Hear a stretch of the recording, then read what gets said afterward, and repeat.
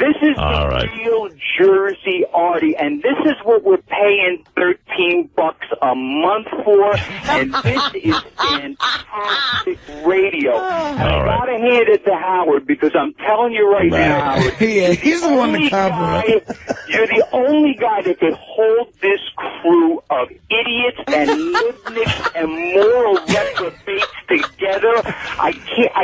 Now I understand why you get the money you get, because no one else could keep this under control. I deserve a raise, you're right. Some odd years. All right. You're a genius. Thank you, These Bob. guys are great. It's not about me, though. Just put away the sharp objects and get over it, and Monday's another day. Right. We're coming in here and doing a great show. Thanks, Bobby. All right. Thanks, Bobby. Yeah, you're a Jersey guy. Those are guys. That was Governor Corzine. That's who raised me.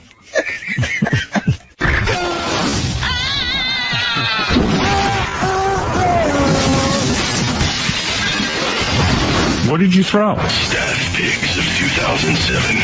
Howard Stern Show Moments of the Year. I am Darth Nihilus. Tell him to come out of the closet, the elevator.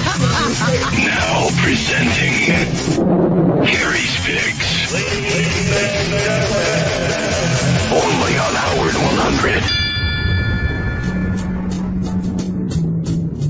100. Feelings were hurt, things were said that can never be taken back, but Artie came in with an apology of sorts to Richard and Sal that, to me, stands as one of the most insulting apologies in the history of apologies. I'm not sure if Artie was trying to apologize. If he was, it wasn't a great job, but it was unbelievably entertaining. In his apology, every other line talked about how unfunny Richard and Sal were, and it's just very interesting, and that's why it's one of my favorite moments of the year. Hey, so anyway, when Artie came in this morning, and of course I was happy to see him, he's back, he said to me something very, very earth-shattering. Earth-shattering? Already this morning? Already. And how could you get in and just shatter the earth? Well, you'll see. Artie said to me... That's why I get paid $9 an hour. Right.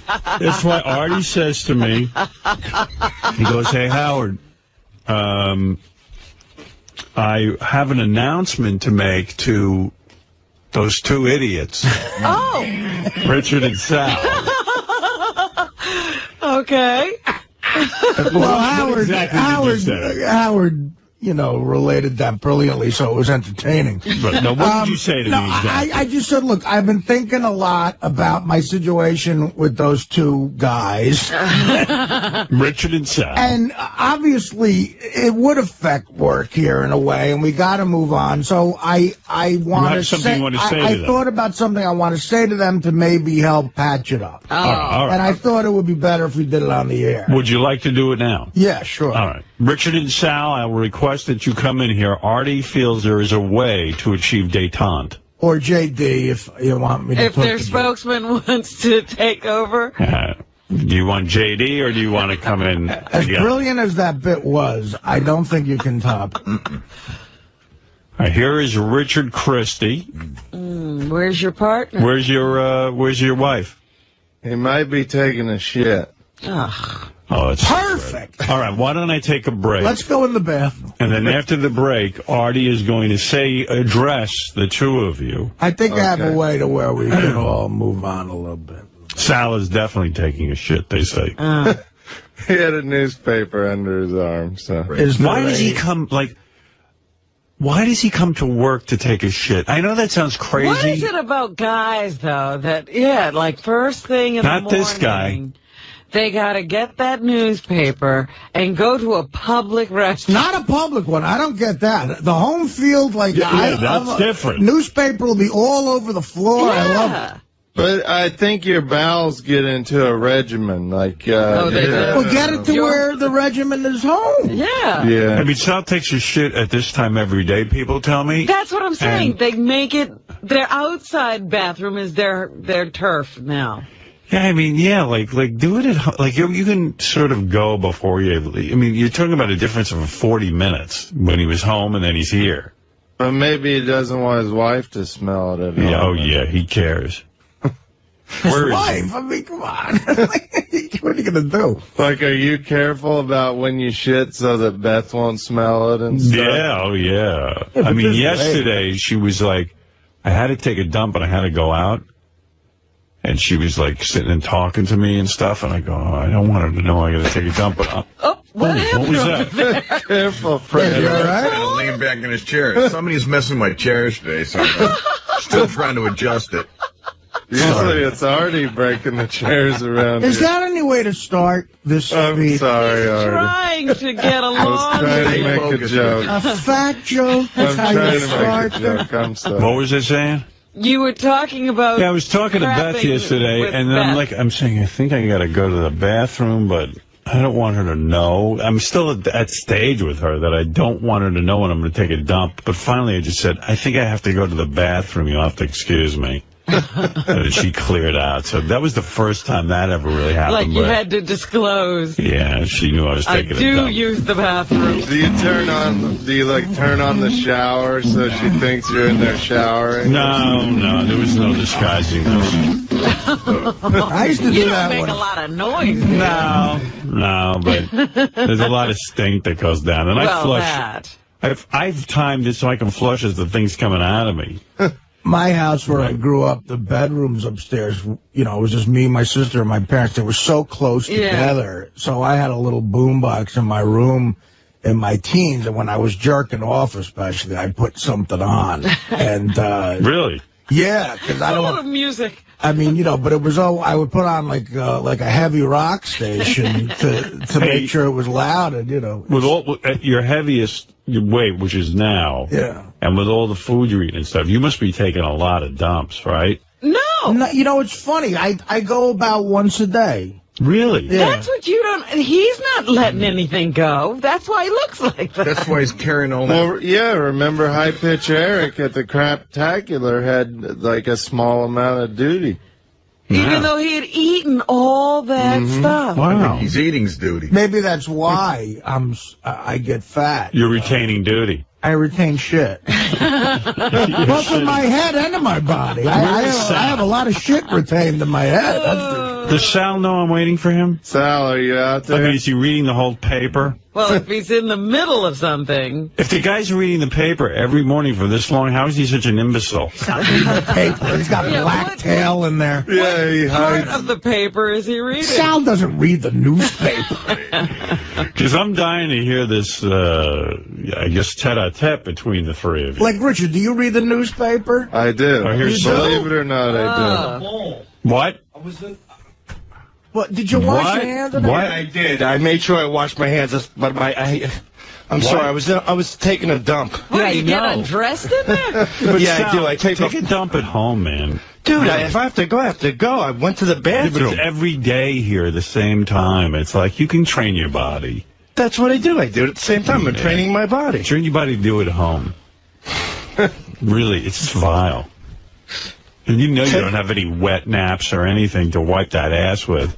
What? It's all full of shit. And It's not. I'm back there. I'm very clean. Yeah. He should really... I was thinking about this. Do you wet down a towelette or something? At home, I use wet wipes. But what do you use here? I keep going until the paper's clean. I keep going. Oh. And I even use my pinky, and I go up like a Q-tip up my asshole. Jesus Christ. With the toilet paper on it. Almighty. You're asking, I'm telling you. That's how clean I am. Well, I guarantee you're going to get hemorrhoids because... I've had them removed twice already. Yeah, because you're over-wiping. See, I think I overwipe. I've never had a hemorrhoid in my life. Maybe I'm just lucky. I don't know. So far, you're lucky. All right, listen. I'm going to tell you this. Artie is going to now reach out to the two of you. This could either go really well or horribly wrong. He thinks he has something to say that will resolve or sort of smooth this out. All right. So, Artie, I turn the microphone over to you. Thank you. I guess. No, what are you doing? My ass hurts a little bit because it when does. you move fat, you need 10 minutes to settle your muscles and your legs and 10 back. minutes? I do. I bet he didn't wash his What the hell did you hands do out. in there? Yeah, I guarantee he didn't wash his hands. You want to smell them? No. Smell his hands. And that's coming from El Grosso over there. Okay, he washed I always wash. How would Richard know the difference between soap and shit? That's true. He's allergic. He just had an allergic reaction. All right, let's see. Using shit-covered soap. Sal said yesterday he's hoping that time could heal, and maybe time has. Let's find out. Now, I want to say a couple of things spawned this, me doing this, and one was the fact that for the last couple of days, you two have been, maybe the more professional, and you've tried to apologize to me and been nice.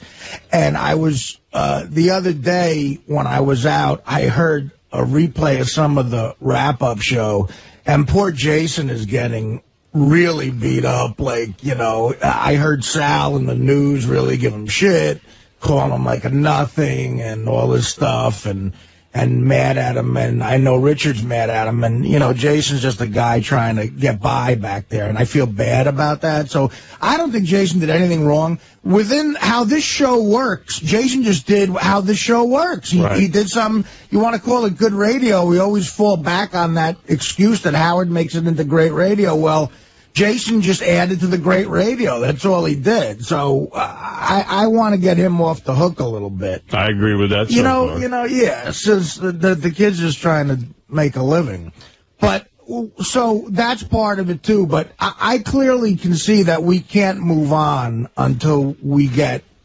this resolved. And I'm trying not to be funny about this or make it into a joke because I think it is a serious thing. There's some shit that Sal said in particular that I got to be honest with you, I am never going to be able to forget. And I really feel... What are those things that you can't forget? Well, I mean, do you feel a need to itemize them? Yeah, I do. I mean, look, it was really like when he blew up and was yelling at me like that, I felt I saw a lot of the real guy. Mm-hmm. And those things were... and going into what he said on the wrap-up show, too, that I'll never have kids because of heroin. Oh, yes. If I have kids, all the drugs that are in me, they'll probably look like retards. I didn't hear that. I did. Indirectly, he's writing jokes about my father falling off the roof. Which is really kind of low class. And when it comes out of High-Pitched Mike, who's just not a funny guy, he's not a charming guy, it just seems like an evil thing. And, whatever. So, and then you talk about attacking people's work, you're going to compare me making a couple of jokey comments that we office figures from something that I worked 4 years on and almost killed me, and something that, the night of the fucking screening practically got a standing ovation, and something where you hugged me and said, great job, I'm happy for you, and you're going to do a complete 180 on that. You're going to compare that kind of insult to me saying you repeat a little bit crazy. And I wanted to pull tape of the times I complimented your phone calls. There's a couple times I've said on the air, guys, that was amazing, great stuff, and that just goes unseen, I guess. So that's a big thing. But, look, everything I said that was evil, and there were a lot of them, I think I said in reaction to that. So that's my only way of explaining what I said, all right? Me throwing the shit is where I have to really apologize. Now, to me, because of all the evil shit you said to me, I'll call it even, all right? The stuff I said back to you, the critique on your phone calls, whatever. I'm willing to call it even after all that bullshit. But the thing I have to apologize to you about and to everybody at the show about, especially Howard, who's running a business here, is throwing the stuff at Sal. That was out of line. That was really immature behavior that I thought I'd be beyond. But I got red with anger. And I'm willing to admit that, I mean, sometimes it's like talking to someone who's not that bright, and you don't see why you're aggravating somebody. Like you're comparing a project that I took 5 years out of my life for to a 3-minute movie you made about Robin's twat. You know, it's like I don't get it. I don't. I mean, are you dumb enough to really? Whether you like it or not is not the issue. Just at least admit that, look, it was a lot of hard work, harder than when I did on a Meats and Vegetables movie or whatever the fuck it was. And the fact that I realized I was arguing with a not-so-bright person made me red with anger. Well, let me ask you something. That doesn't sound very promising. No. Well, he's explaining himself. I'm venting. I'm getting everything out on the floor. Right, because, I mean, you just called the guy not so bright. Yeah, well, listen. I mean, you know. He's called me a lot of things, too. I'm a fat guy. Well, I did a lot of heroin. Are we still at the name-calling stage is what I'm trying to get through everything. I don't think we can move on until I get everything out here. Okay. All right. All right, so that's when I was really smart. Wait a minute, he's not done. We moved on. Just let me speak. I wanted to, Howard, please stop interrupting. Oh, thank you, Sal. Go up. All right. You're right. Okay. All right. So, anyway, that's how I felt back then, is what I'm trying to say. I realized that you guys are smart guys. You're here for a reason, and I've always thought you guys were funny.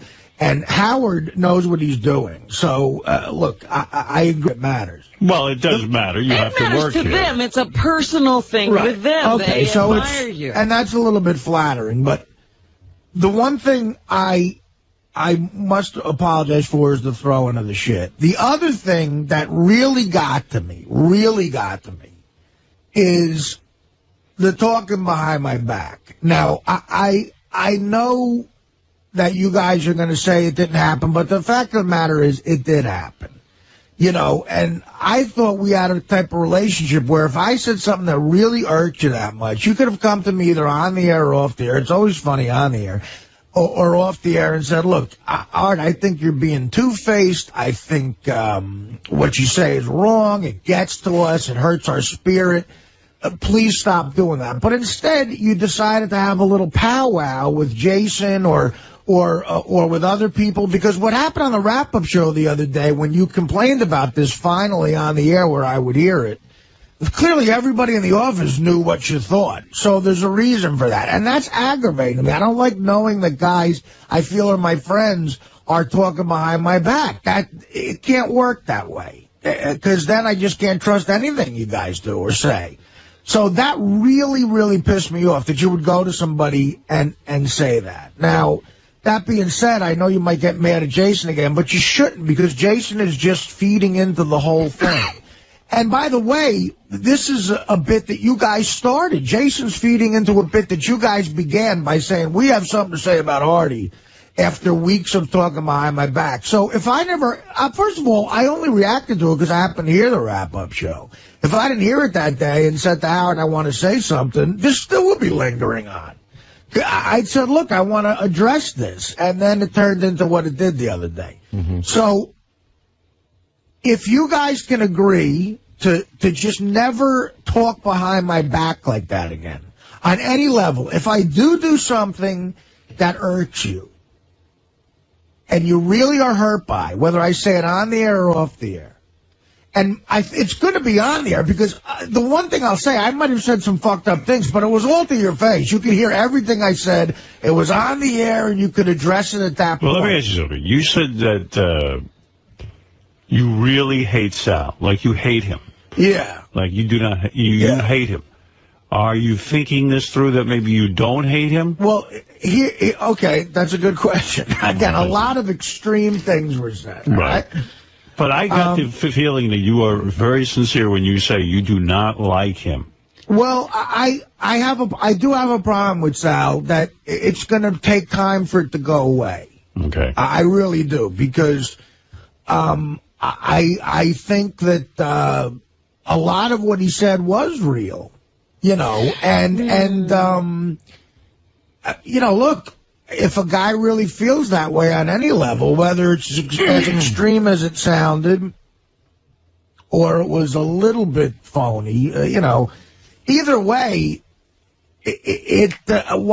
How would you like somebody who thought that about you? I mean, would you be able to work with someone? It would be very hard because he's my teammate. Exactly. So I can't say for sure that I like Sal the way I used to, and I question how much I liked him before. Well, you question how much you liked him before. Yeah, because now I really feel that's what he thought.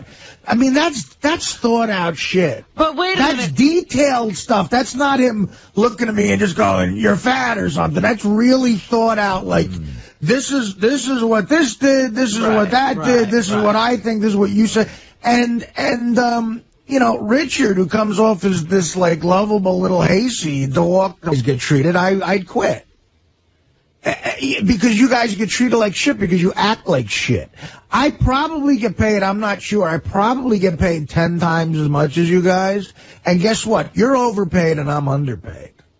That's just how it is. You guys come in here and act like retards. You know, you you paint your cocks blue and shove them in each other's face. Come in here and say something funny. And then I'll respect it a little more, and then you can get airtime. In the 7 years I've been working here, only 10 other people besides myself have seen my dick, and they're all hot chicks. Well, some of them used to be hot. You know, so I mean, why would you expect to be treated anyway but how you're acting? That's so fucking dumb. And the other reason I get paid more than you and I get treated better than you is because, guess what? I'm more talented than you guys are. If I sat back there and made phony phone calls all day, they'd be better than your phony phone calls. And if you guys sat here in my chair all day, you'd probably be asked to leave by 8 o'clock. All right? I took some confidence pills, maybe. I don't know. It's enough of the bullshit. I'm sick of people walking all over me like Artie should be treated the same way we should be. No, he shouldn't. I shouldn't be treated that way. And maybe I'm close enough to you guys and I look like a big enough of a slob to where you get fooled into thinking, oh, he's on our level. I'm not on your level. I'm smarter, I'm funnier, I'm better at every aspect of this business than you do. All right? Maybe one day you'll get better. I don't know. I don't really give a fuck. It doesn't affect me either way. But the fact of the matter is, I get treated better than you for that reason. If you want to get treated like me one day, someday at a show or this show, I don't know, work harder on what you do for a living. What can I tell you? It's not my fucking problem. People will continue to treat me better than you. The same way I treat Howard better than certain people and Robin and Fred. There's a hierarchy here, absolutely. And I'm probably 5th or 6th down on that totem pole. I deal with other people getting treated better. You guys are going to have to treat people, however you want to treat them. Okay? So, and I'll treat people the way I want to treat them.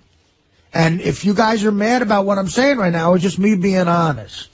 And if you want to get better at it, or if you think you're better than me, prove it to me. You know? I mean, look, what do you want me to tell you? I've done stand-up with you guys on the road, and do I think there's room for improvement? Yeah. Do I think I'm a great stand-up comedian? No. But I'm better than you guys. That I know for a fact. So if I get treated better at a gig, there's a reason for that, too. I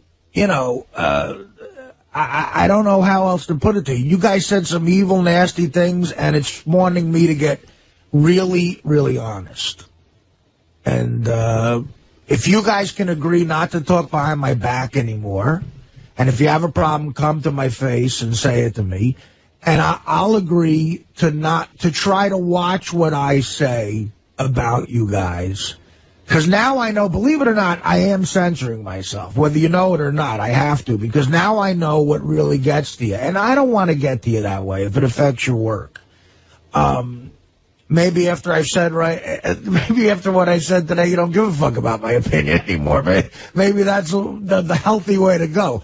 But really, that's it. That's the biggest problem I have. I will agree to watch what I say about your work. If I feel it's really getting to you, and if I feel I went over the line on the air, I'll go to you and I'll say, hey, look, man, was that too much? Because I know you're sensitive about it. Maybe that was too much. I'm sorry. I'll agree to that if you agree to to what I just said, to those terms. And then if that's the case, I think we can shake hands and move on, because we need to move on. We work too closely here. And, you know, look, what I feel about you as people is I've always liked you guys. You're all right guys. You're good guys. You remind me of myself a lot when I first started working at a show, and you have insecurities that I had then. And guess what? I still have them now. I have all those insecurities. It's hard. It's hard for me to talk as positive about myself as I just did. But I guess, you know, after 12 years of doing this and making a living at it, I'm easier with maybe patting myself on the back sometimes. You know, in relation to you guys, I'm confident. We're friends. We're still friends. Like, I always thought of you as friends. You know, there's nothing I wouldn't do to help you guys out. I've tried to help you guys out. But after all that, to talk behind my back and be perturbed about it to where it comes to a point on the wrap-up show, that's really, really hurtful to me. It really was. And got out of hand. It got out of hand. So when you came in here to discuss that part of it, I was already mad. I said a couple of things you didn't like, and then Sal went off the deep end, and that's where we went into a different level here. Right. You know, so I'm really sorry about throwing something that was out of line. I'm sorry I hurt your feelings about your work. You guys are funny motherfuckers. You deserve to be working at a big-time show. You're on the biggest show ever. I mean, Howard was nice enough to say that, you know, I had a career before here, which I did, but nothing like this show. And if I ever leave the show, when I leave the show, wherever I go to will not be this show. And it won't be as great. It won't be as cool, it won't be as funny, and I won't be as great on it. But I know for a fact I'll be able to get a job and make a living in this business. And I'll have the memories of this show as my sort of golden era of my career, you know. And a lot of that has been working with you guys, you know. So, I mean, that's how I really feel. I don't feel I'm better than anybody on like a personal level, but I've earned the right to get treated a little bit better than guys who are rookies. That's all I feel. If you have a problem with that, what can I tell you? You know? Because of Howard being so generous and putting me on the show, I've made a name for myself. To the next show I go to, I'm going to be treated even better. You go up in this life, and I'm proud of that. If the bottom falls out, I'll have to go back on the road doing stand-up. What can I tell you? That we all got to make our own way in life. And I'm sorry I in any way aggravated you. I like you guys. And Sal, I would never fuck your wife, even if I had the chance to. The woman has been through hell. And I don't hope your kids get AIDS. They're nice kids. I hope they die of some other disease in about 98, 99 with a nice plate of meatballs in front of them. And that's it. All right? So if you guys can agree to the terms I just said, we can shake. No, of course, now they get a chance to, of course, really, I'm glad you gave me that time. I really said everything is off my chest, so I said my piece. Artie, thank you for sharing that. Let's just say, though, that, Artie, you had a long time to think about it. I did, right. And you prepared. If you want to take a day. You know what you wanted to say. I don't know if they need some time to absorb this. I don't know if it'd be. Well, let's find out. Richard, Sal. Immediately respond. I can respond. You want to respond now? Yeah. Absolutely. No, I don't want to think anything. Fred says you should think it over. Can I just say one thing? Sal, I like you. And I respect everything that Artie has just said. And I want to respect what you're going to say. But I think anything that you're going to say right now is going to be said out of, like, anger or some sort of, like, hostility or hurt feelings. The one thing I'm going to say, I don't think it's going to be very smart. Fred, maybe we should give them a little time to think. I could plunk down the phone and hear what some of the callers. I think that's a better idea. I really. We can take phone calls and then take a break. This could potentially go. I want to take some phone calls. This could take a step in the right direction, or you could just march off the cliff, Sal. I'm worried about you. I'm telling you. You say let Sal talk? Oh, yeah, let him talk. All right, Sal, go ahead. All right, Gary says, let Sal talk.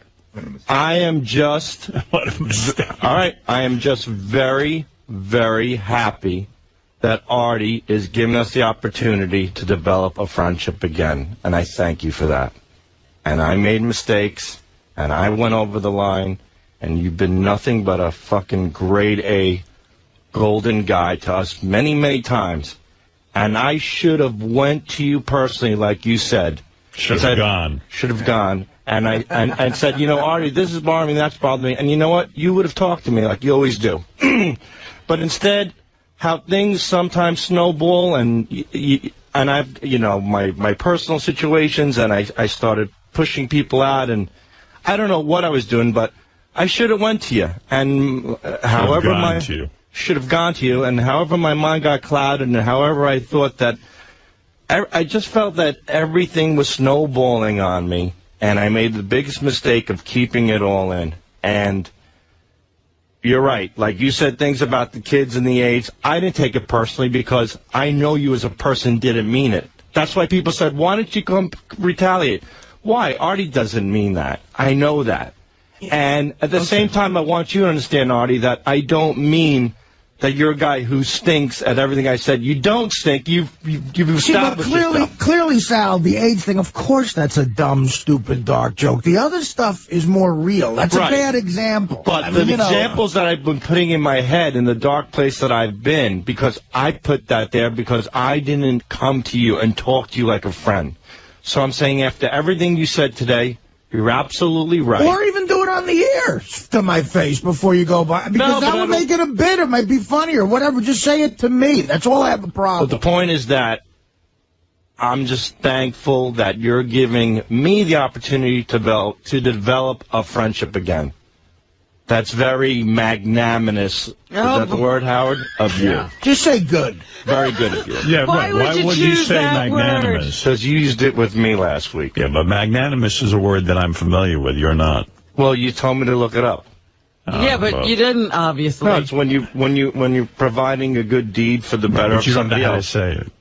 How do you say it? Say it. Magnanimous. Now you said it. Now you said it. All right. And again, you know, you see how you evolve as a person. The first time I heard that word, I had to look it up. It was in a movie. It was about 10 years ago. This is how you get a better vocabulary. Richard, what about you? We've heard from Sal. Before you speak, let's take a few phone calls, and let's hear what's going on in the audience's mind. This is a very, very real moment. And I will plunk down the phone. I'm sure people want to comment. Tim, go ahead. Hey, now. Good morning, everybody. Quickly make your comments because Richard has to respond to this. Wah. Wah. I can't believe you're getting all upset and you have the nerve to even comment anything. The fact that somebody's finally told you some shit that maybe you don't want to hear.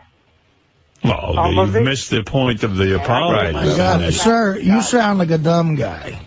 I'm talking about them talking behind my back.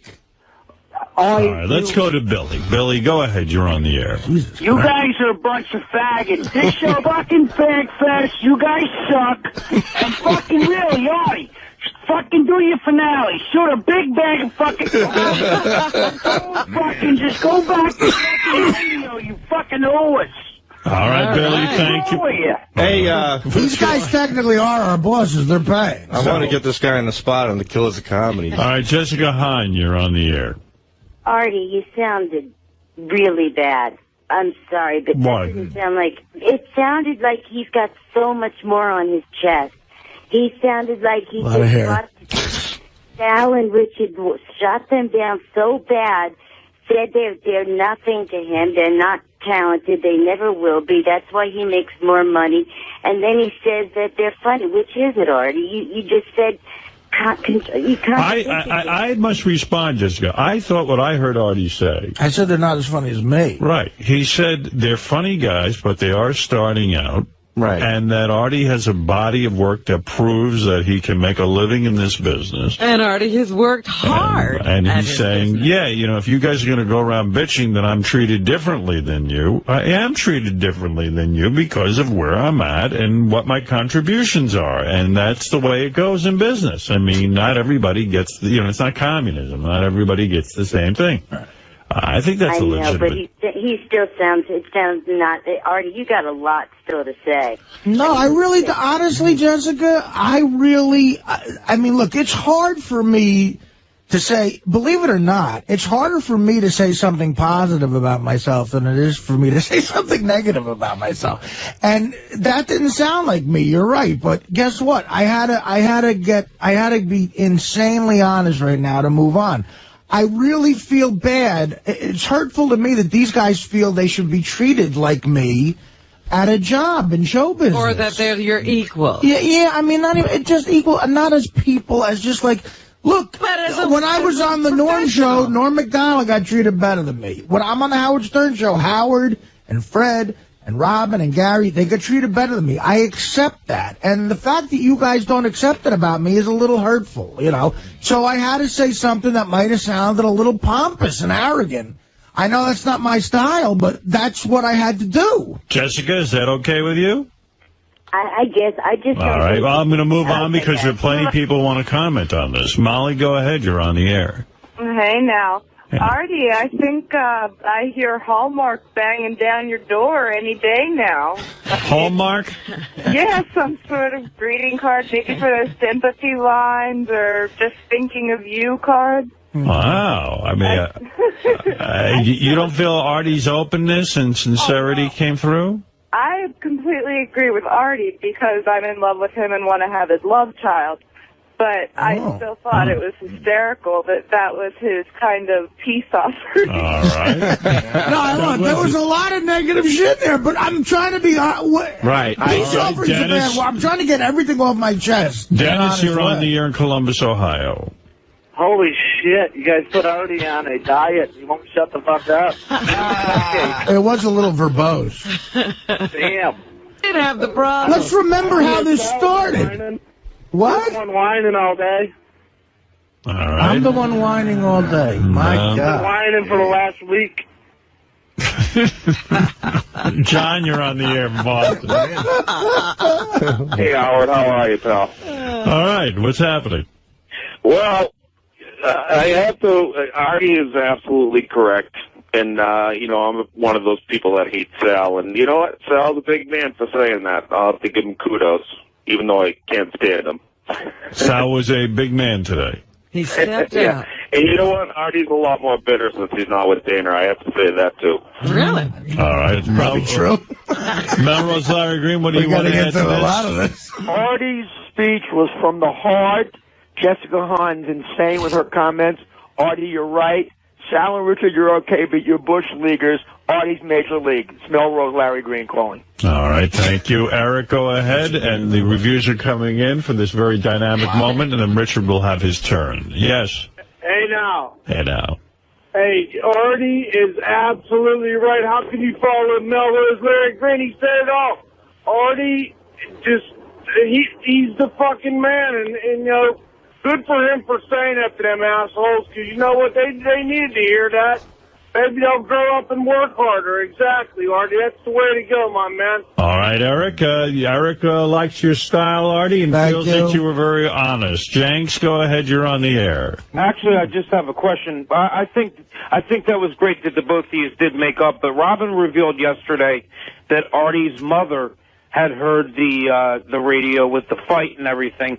And Artie, I was curious, did your mom have anything to do with kind of talking to you about getting back together with these guys? Is the reason for your speech and getting back with the guys anything to do with your mother? She's a very big role. No, I will say my mother was upset that I threw something. Right. But she heard the whole thing, right? No, she heard bits and pieces of it. Oh.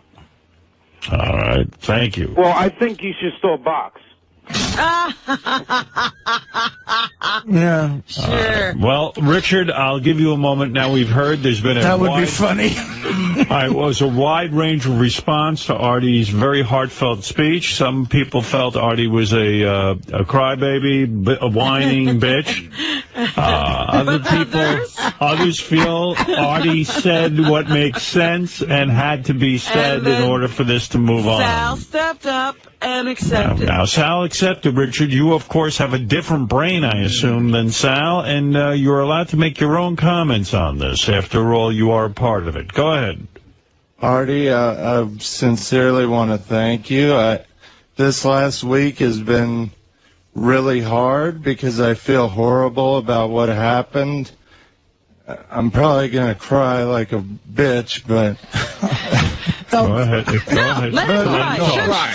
I'm sorry. No, but I felt really bad because Artie gave me a gift that day, and I felt bad about talking about him with Jason, and that he got so upset with me because I consider him a close friend.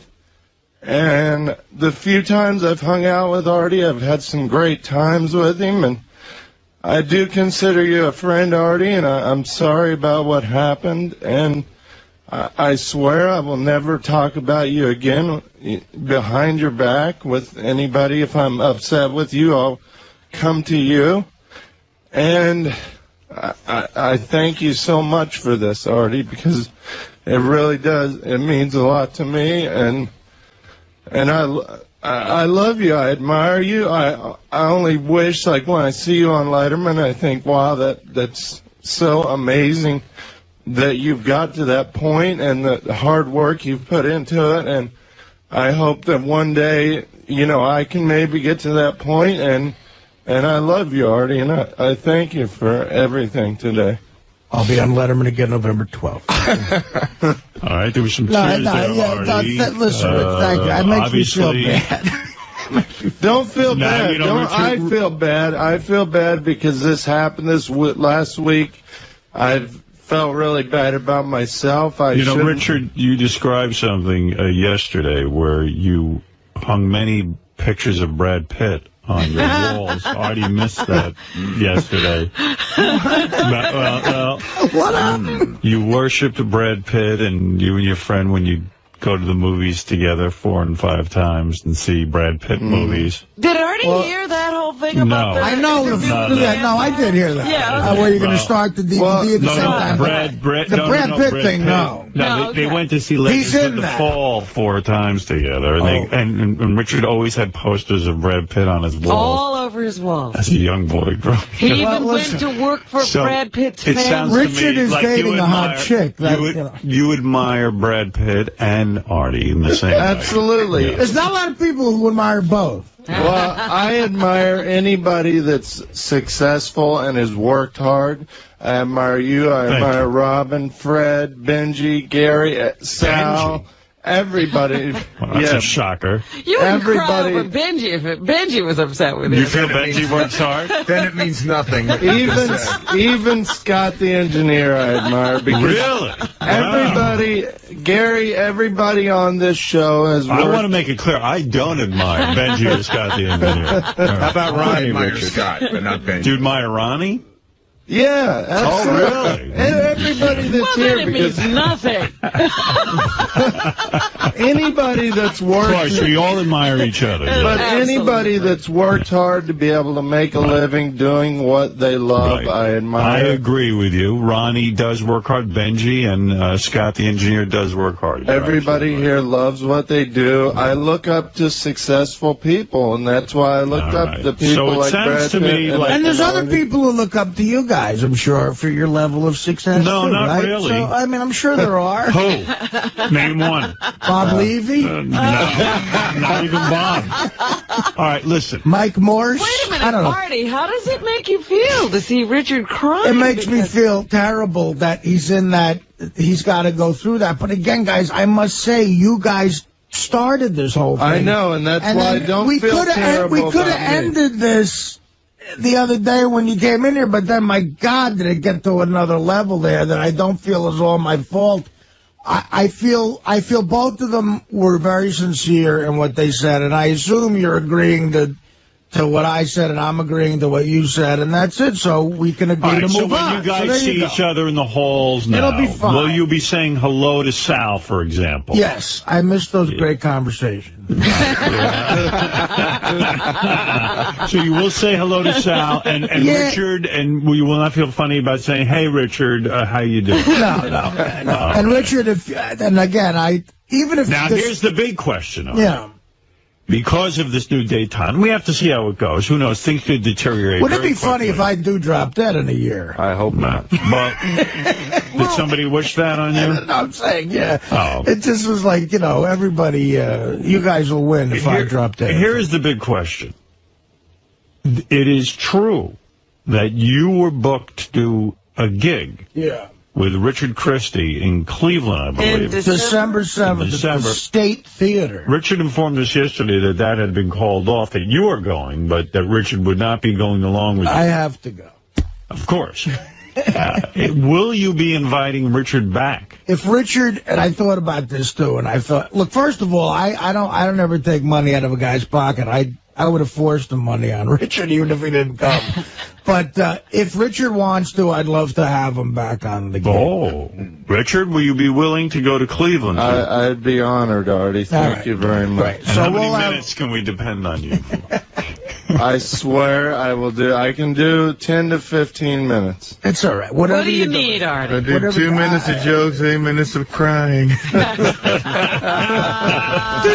again, the other thing is there's a reason these guys, you talk about why does Levy ask these guys to come, and I've given them shit about their stand-up. They do stand-up, they perform, but the crowd loves them. The audience loves these guys. When they see them, they go nuts, and of course it's fun to... It's a treat for the crowd for them to be there. It's a better show. Is it fair to say to the people of Cleveland that they will be treated to a reunion, like Van Halen reunion, like this is going to be you and Richard up there? December 7th, the State Theater in Cleveland, guys. Get your ticket now. This is going to be... a reunion. Will you hug Richard on the stage? Well, I was is there a hug? I'll shower, Richard, well, before we get to the group hug, Robin. Right. And I would like to hug you, Robin. But the thing is this. Will Sal ever perform with you again? Now, that's a big question. Don't answer too quickly. Yes, of course. He will. Of course. You're saying to me that Sal will take the stage one day with you again? Yes, absolutely. Are you giving him the stage? Don't we have a gig on the books, do we? I'm not sure. What do you mean you're not sure? You don't know? You said yesterday you didn't think you were working with him. You're that busy? I don't know. I just don't know of any gig, but if there is, I'll let you know. How would you not know Cleveland? My wife, do you want to be in Cleveland?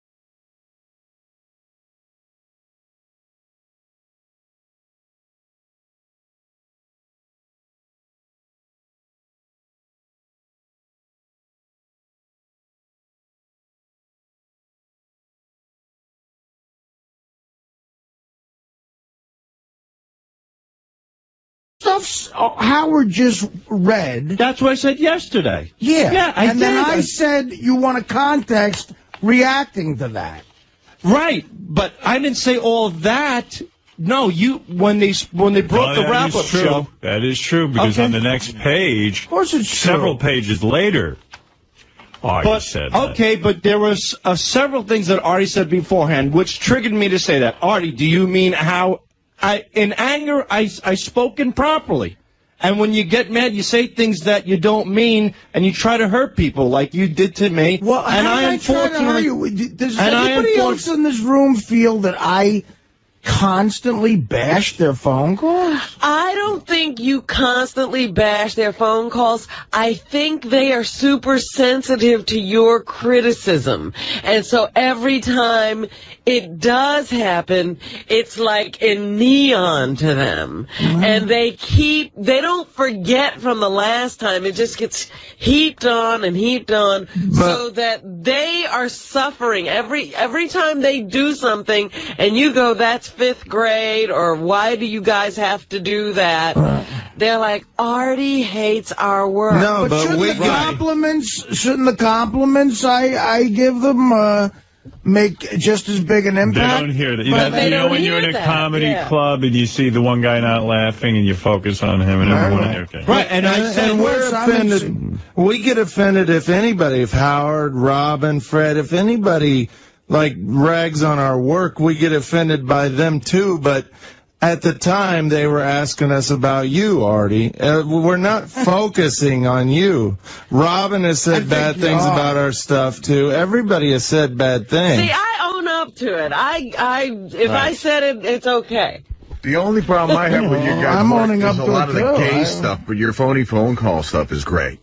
Yeah, thank you. That's awesome. But Howard, I like the gay stuff. Right, I was going to say Howard likes the gay stuff. What does it matter what I think? It matters because But what do you care as long as I keep you employed? Exactly. Because I like what you're doing. Yeah, but you know what? We respect and love Artie just as much because he is a funny figure on the show. There's no denying it. And Artie does come to us off the air, so we do get mixed signals. But that's what I couldn't understand how you could be so vicious to Artie, and it's not only off the air. Artie has tried to be an advisor to you. Right. He's taken you under his wing. Yep. He's told you how he thinks you could extend your career beyond this show. He's been your advocate. How could you be attacking him? Because lately, within the past month, I don't know what it is like when Artie no longer returns phone calls. I know Artie's going through a lot, and I'm not putting the blame on Artie. Oh, you're calling him? No. You're bothering him. No, probably. But Artie's in his own world. He's got his own issues, and I hope they work out. But, we just feel like there's no communication, and the only time me and Richard hear something like Howard said, like the guy in the comedy club, we just hear the negatives. And we got to a point where, look, we'll just let Artie be, and we're convinced that you just don't like us at all. And I don't. You guys are very paranoid back there, and maybe I should separate the two of you. Because you're feeding each other. I think the two of you are sitting back there day in and day out, and both of you, I don't think between the two of you have an IQ point higher than 90. I think you're sitting there and feeding each other a bunch of stuff. You're getting paranoid. But that's not true. Don't talk to each other anymore. All we talk about is our... weeing and all of But in other words, guys, you see what you're doing here is a very bad thing for the show. In other words, now you're forcing me to censor myself in my No, not at all. Yes, you are, Sal. Like now I gotta figure out what is going to offend you and what isn't going to offend you. Nothing offends And that's me. not... But Sal, clearly something offends you. That's why you're here. Everything offends you. Artie, I was... Yeah, nothing offends you. Yes. Sal, that's not how the show operates. Sal, you're the guy who got on the show by goofing relentlessly on Baba Right. Booey. And they were goofs. But when if you ever hear me talk about Gary as a producer, I'm the first guy to say that he's horrible. Yes, he's a great producer. I only say that once in a while to get on his skin. You say once in a while, Gary's a horrible producer to get under his skin. Right. So accept that from Artie. I can. Sal, you've called me a shitty producer so many times I can't even count it. All right, but have I called you a great producer? No. When asked who... Has Artie called you a great comedy guy? Yeah, from time and to time. And has Artie called you a shitty comedy guy? Yeah. She does the same thing you do. I know. Go back there and suck it up. But listen, that's my point. The point Get over it, man. Get over it. The point that I'm trying to make is that we respect and admire Artie, and we're passionate about our work, and that's why we were mad. I told you do good work. That's all that matters. But listen to this. Like, everybody... You worrying about what Artie thinks. We do this. What we did exactly. I agree with us getting us getting upset at what Artie said. Everybody's had that happen to them on this show. Artie's got upset at you for setting him up with that bit when you brought the girl in that liked faggot. Okay, Robin got did upset. I give Howard some sort of edict about not? No, and we're not giving you an edict. Yes, you are. No. Yes, you are. No. You're telling me there's certain things you don't want me to say. No, we're not saying that. We're just saying we get irked when you say it, but keep saying it. We'll deal with it. Sal, you clearly can't deal Go ahead and say, Sal, you don't want him to keep saying it, do you? No, I've come to the point where I just have to, that's it. So you're going to be allowed to say about Gary, he's a shitty producer, and Time say he's a good producer, and call him a monkey and everything else. The right lines for _Mike to my phone. And you know what? So fuck off. That's fine. I could deal with that. Didn't But at say least anything to you about writing about his father falling off the roof. I thought it was a little wild. No. Here, let me. Why is that okay? I sit back and I take it. I take it. Because it fell within the content of the show. High-Pitched Mike and him had a feud. High-Pitched Mike came to me, and me Why is it okay for you to Gary? You're an asshole, Sal. Why is it okay for you to call Gary a shitty producer? That's to break his balls, but we think fair to break your balls. Yes. So then why are you telling him you don't like it? Why does Artie do the emotional friend while I'm crying on the couch? Because it's funny, right? And that's why we do what we do. But why are you now on the air? I'm not the one, right? I'm not the one. No, we're not talking about that. What I'm trying to say is that when it's within the content of the show. When you're discussing Artie's drug addiction, when you're discussing his way, when you're discussing during the show. Hold on. When What you're do I discussing, crowbar it in? No. When you're discussing issues with me and issues with Richard, we have no problem. I don't have a problem. You have a problem. Makeup, we know what your problem raccoon, is. Your problem, emotional friend that you egg him onto. I have no problem. Gary dancing around me with a. Let me tell you. You know what your problem is. I've never complained about any of that. Your problem is when Artie says that you're a shitty comedian. Yes. But you say because Gary's a shitty producer. But it's How is that different? It's not a comedian. I know I am green at comedy. I've admitted it. So what's the problem? I'm talking about the work that me and Richard composed for the show. So what does Gary do for the show? Yeah, but it's different. Why? I can't put my finger on it. You mean your work for the show is different than Gary's work for the show? In other words, when you say Gary's a shitty producer, isn't that the same as Artie saying you guys are shitty, phony phone callers? Yeah, but you could see... But first of all, you could that's see not past what that. I'm saying. What do you mean? I can't see past that? You could see the difference in that. I'm playing your call. I know, but I don't see a difference in that at all. Can I say something? You gotta suck it up. We're not talking about that. We're talking about Artie. We feel that Artie jabs a lot of our hard work. Artie jabs your hard work, and you jab Gary's hard work. But let me say this. Wait, don't nod your head. You don't know that you jab Gary's hard work? I make fun of him. It's a goof. It's a joke. It's a goof when you jab each other's hard work. We think that Artie's being because sincere. You're paranoid. Right. I mean, Gary's healthy. Everyone here's healthy, but you're not. Right. So then get healthy. Go see a psychiatrist. Well, that's what I said. The opening of my statement was it's because of our insecurity and our paranoia that we got upset with Artie. You don't think I have insecurities about comedy? Every performer on earth. Everybody here has We do. I want to run something by Sal because this is one of those things that I thought was, maybe humor in your mind, but not to me. The week you were in for Get John's Job, right? Howard and I had some incident. There wasn't a piece of paper in front of him, a cart that he needed or whatever. And we got into a fight and everything and, like a real thing. And you walked in and you go, here's the problem, Howard. Gary's a horrible producer. Right. And you know what? I wasn't finding humor in that. I dealt with it. I wouldn't even know if I'm going to have to deal with you forever. I thought it was funny. It was funny too. to them, and I took Sal, it's funny when Artie busts your balls. It is. It's great. Like emotional friend. Stop whining about it. No. Not emotional friend. Don't confuse it. Anytime he breaks your balls. Okay, if he's breaking your balls about your work, See, but I know it hurts. Now I have to edit myself in my head. No, don't edit. We just thought that you hated us and hated everything that we did. Well, don't edit yourself. All we're saying is when you say it, it hurts, but we'll deal with it. But you're not dealing with it. We are. You guys asked that. No, we are. The reason that all this came up is because people are putting up notes saying these guys are back there freaking out. Maybe once every 2 weeks we get mad at something that Artie says. That's pretty often. I'm saying maybe that much, but we're not back there stewing. I'm thinking back to when this started, probably. The time I pointed out that maybe some of their phone calls always had that theme of interrupting. And let me say this, that turned into a funny bit. It hurt a little bit at the beginning that you said that, but it turned into a funny bit, and we dealt with it. So don't censor yourself. You can rag on our stuff every day, but there's no way. Being a human, Richard's giving me permission. Yes. So he's giving me permission not to censor myself. Right. Exactly. You think I'm waiting for that permission from you, you dope? No, but I don't want you to think that we want you to not talk about us. But the problem is, if I continue doing whatever it is I'm doing, once every 2 weeks, they'll have a pussy powwow. Well, no, that's what you're saying. It's done. Now get out of here. One thing. Our defense is we're human.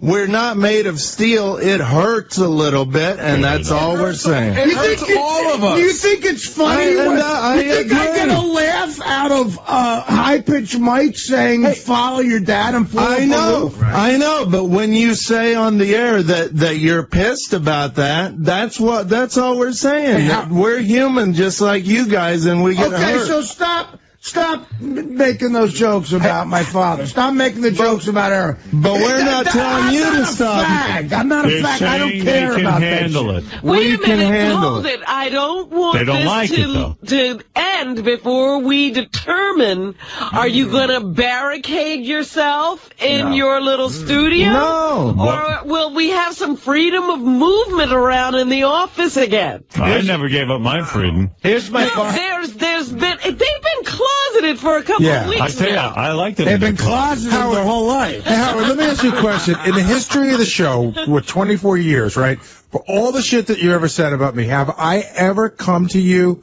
and told everybody in the office knows how you feel? So it's clearly you're telling someone. Right. No, but we're not coming to Artie and saying, hey, stop talking about it. You're talking to other people. We didn't go behind my back.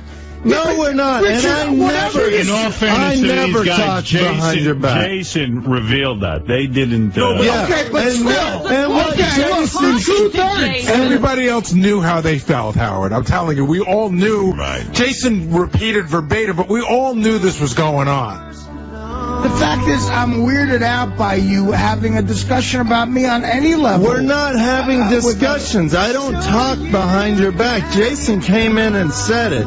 Jason made that up. No, he said he was bringing up when I was mad about you ragging on me at the roast, but that's something I talked about on the air. I am clear now on this. I'm not. I hope well, see, there's still some feelings out there. They'll have to be ironed out. They'll have to be ironed out later. That was all very destructive. All right. But I understand what's going on now. The boys are saying they are hurt, they're human, but the fact of the matter is they recognize it's this Howard Stern show. We need somebody who speaks stupid, because I can't interpret what they're saying. I'm interpreting. I speak stupid. Well, let me make it clear. I'm not mad at Artie. I won't stay mad at Artie. I'm not an angry guy. I love everybody on this show. I love my job, and I'm going to continue to have fun and have the greatest job in the world. And continue not to do... coming up with those great ideas. Don't do drugs and ruin your... I'm not going to do acid and ruin my ideas. If you make another statement like that, I will promise you not to goof on it. Keep goofing, Artie. Could you imagine? My final statement is, Artie, I hope you accept my apology for going overboard in a state of anger. I didn't mean it, and you can certainly do what you want. I'm glad that you made us aware that they are just jokes and we are overly sensitive, so I apologize. And how is Beer League? Beer League's okay. Being honest. I mean, that doesn't mean anything. I mean, it's my opinion. It's okay. That's right. Okay. And I did wish Artie success on. I'm glad. I can't wait to see the movie you make. I made Robin's Meat and Vegetables. Yeah, it was great. Yeah, I got a standing ovation of people applauded the whole time at the theater. You're a dope. That was funny, Artie. You're comparing that to my movie. You're an idiot. No, it was better.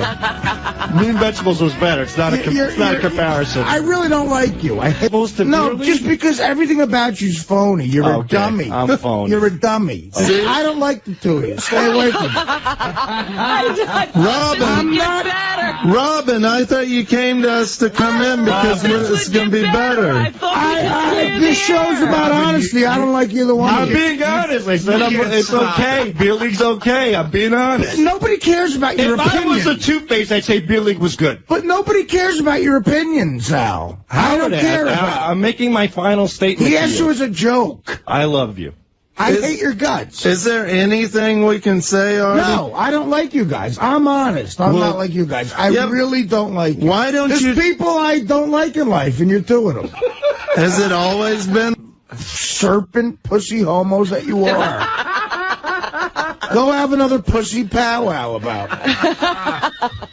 Artie jabs at us. We don't think he's not kidding, you fucking fags. Hey, what about when you got mad at Howard? You've gotten mad at Howard. And then I went to him and said, listen, I got to go on the wrap-up show and bitch about you for an hour and a half. And then you did. You complained about it on the wrap-up show the day that he brought the chicken. You don't see what's different about this, you idiot.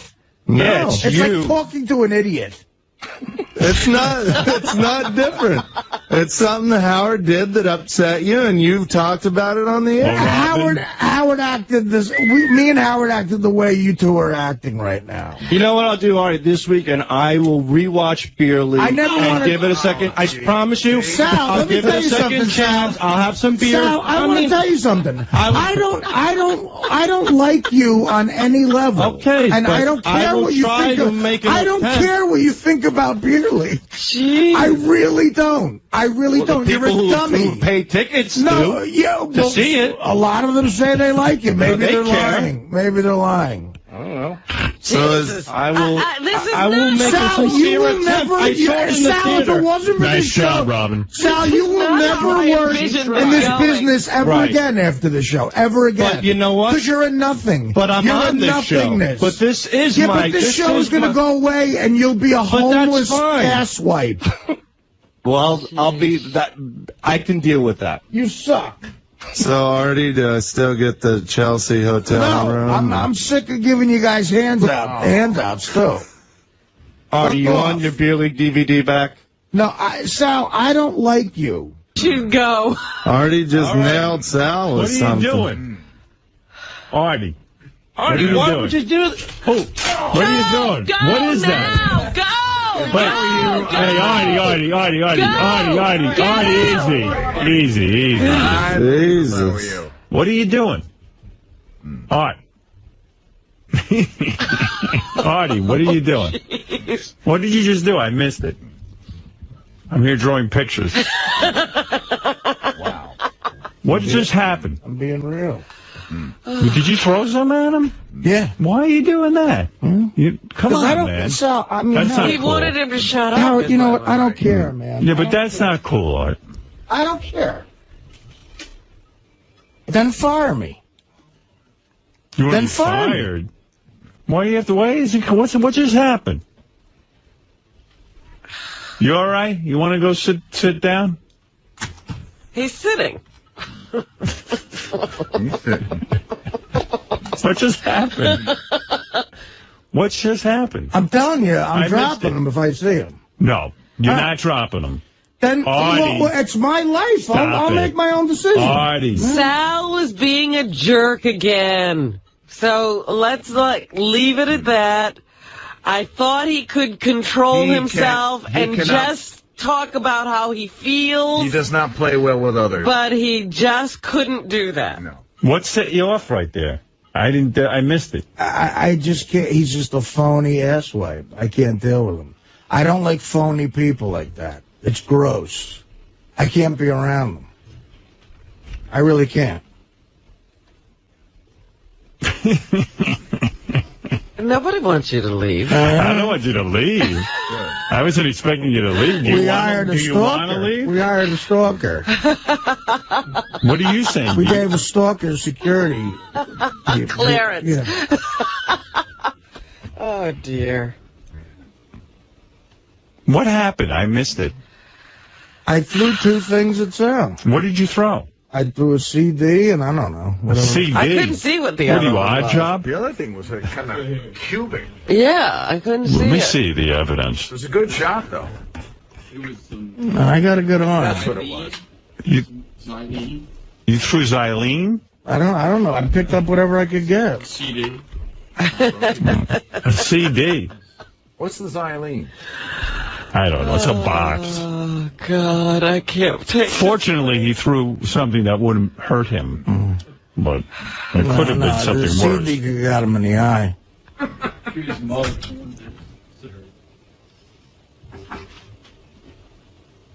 Wow. You were really keeping it real. I mean, what's going on here? I mean, I don't know. I probably don't belong in this business. I never have. It always ends bad for me. I don't like a lot of people. And he's one of them. You do like him, I feel. I don't like him. I think this is just a thing that's going on. I don't like him. I didn't know you were taking this so seriously. Well, yeah, I thought Artie was doing better with this than they were. I did too, but he's not. It's enough for him. I'm putting an end to this. All right. You two will get along. All right. Oh. You're going to have to learn to live with each other. No, they'll get along just fine. Well, that's what, we're telling you. No more discussion about this. This is done. Now it is done. Now I'm stepping in. This was fun up until now. It was fun up until now. Mm-hmm. Now it's getting real. Thanks, Robin. You know what, Artie? Robin went out and talked to them. That is the end of my career as a diplomat. Yeah, you're no Theta 7. Robin set it in motion, but Sal is like this defective toy. Let me tell you aiming something. back towards the wall. He can't help himself. Well, What I talked to them about in the studio back there when I went to, I was like, let's not even get into what you got into the other day, because that was all set out of anger, and it was stupid, and it did nothing to help your position here. And when they told me how they really felt, I said, that's something you should say. They couldn't keep to that script. No. Dave, you're on the air. Hey, it's Dump Truck Howard. Thanks a lot for taking my call. You need to take Sal and Richard, ship them off with the USO, and call it the Cowards of Comedy Tour. Those two guys. I know. And you started off the day by giving Richard 45 minutes of airtime to talk about fucking squirrels. And only 3 hours later, nobody pays attention. Nobody cares what I do. I mean, it's unbelievable. You know, Sal and Richard, what they are starts with a C and ends with an S, but it ain't comedians, brother. That one was for you, Artie. I love you, man. Thank you. I agree with you.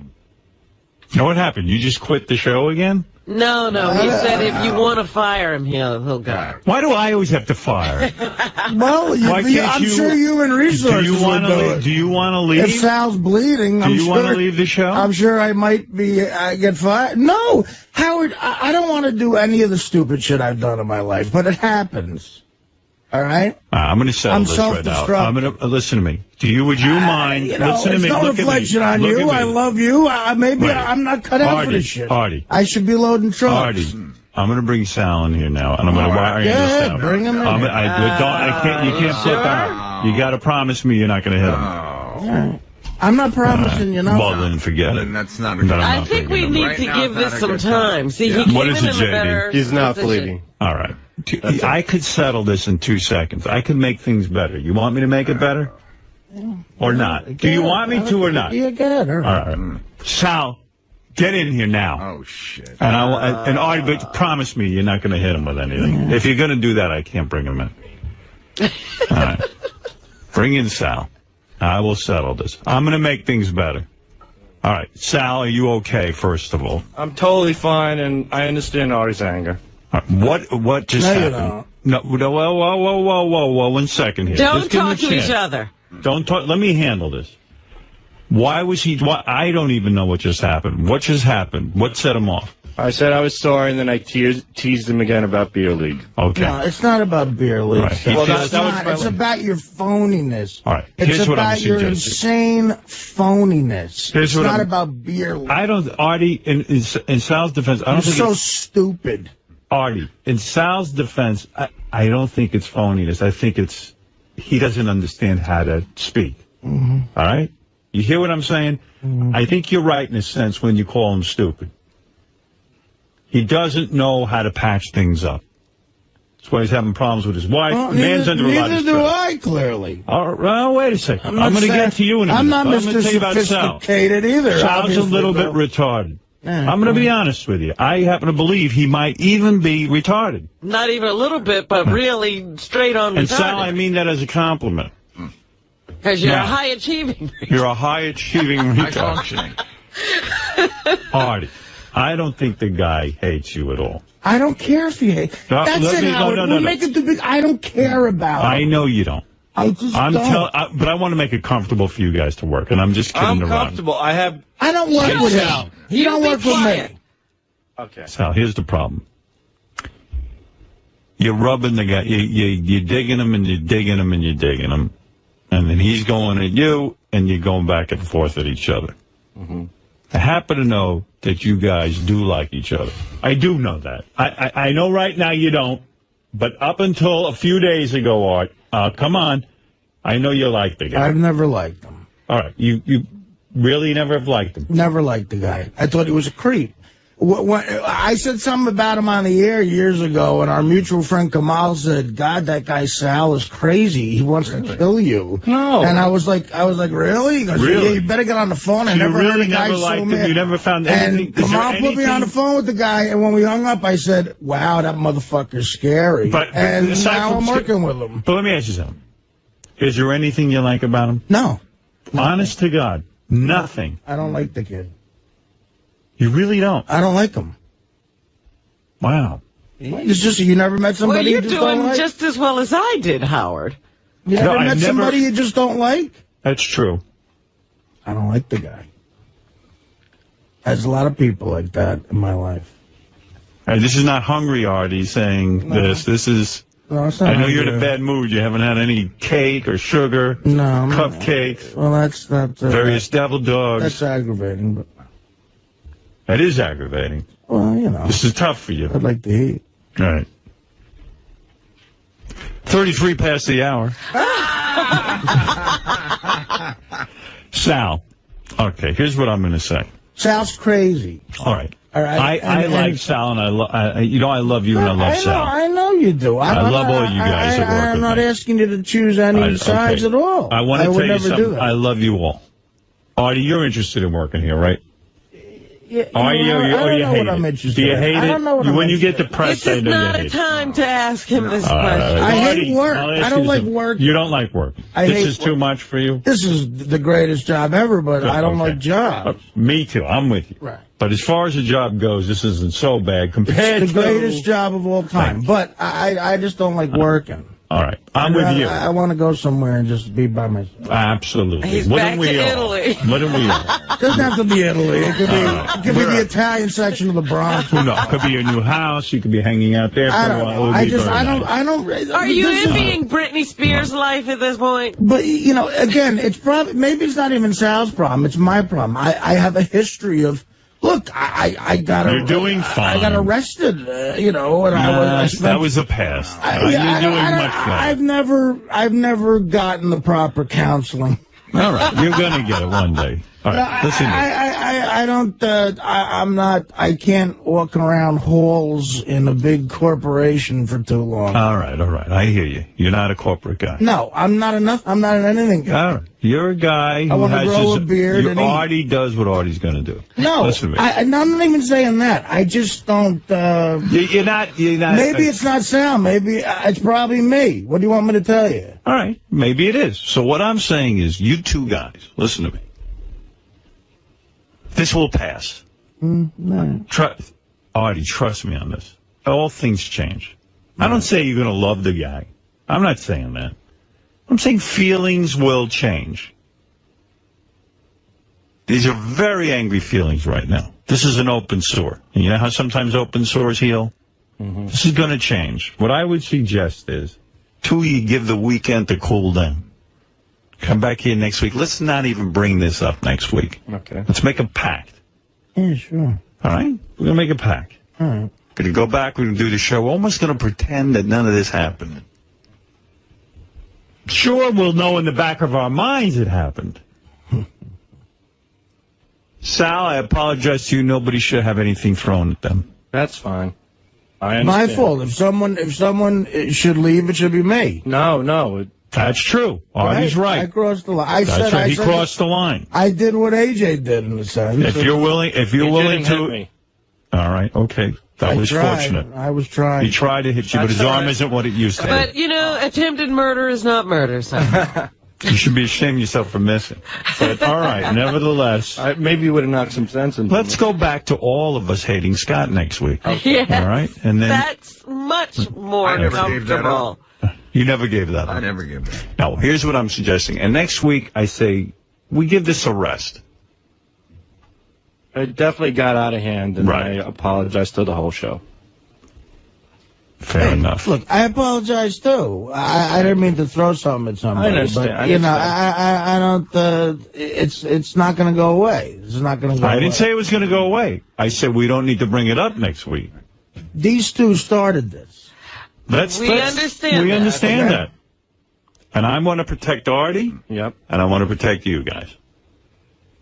All right. And if I don't want Artie to come here and feel uncomfortable at work, and I don't want you guys feeling uncomfortable. And he shouldn't. You're right. That's right. I don't even want to hear you say a word. Right. What I'm after, and in a sense, I take blame here too. I allowed this to go out on the air. I did. I was interested in this conflict. I didn't realize it was going to get this vicious. Sometimes I think it's a little bit of a put-on. But this clearly was not one of those times.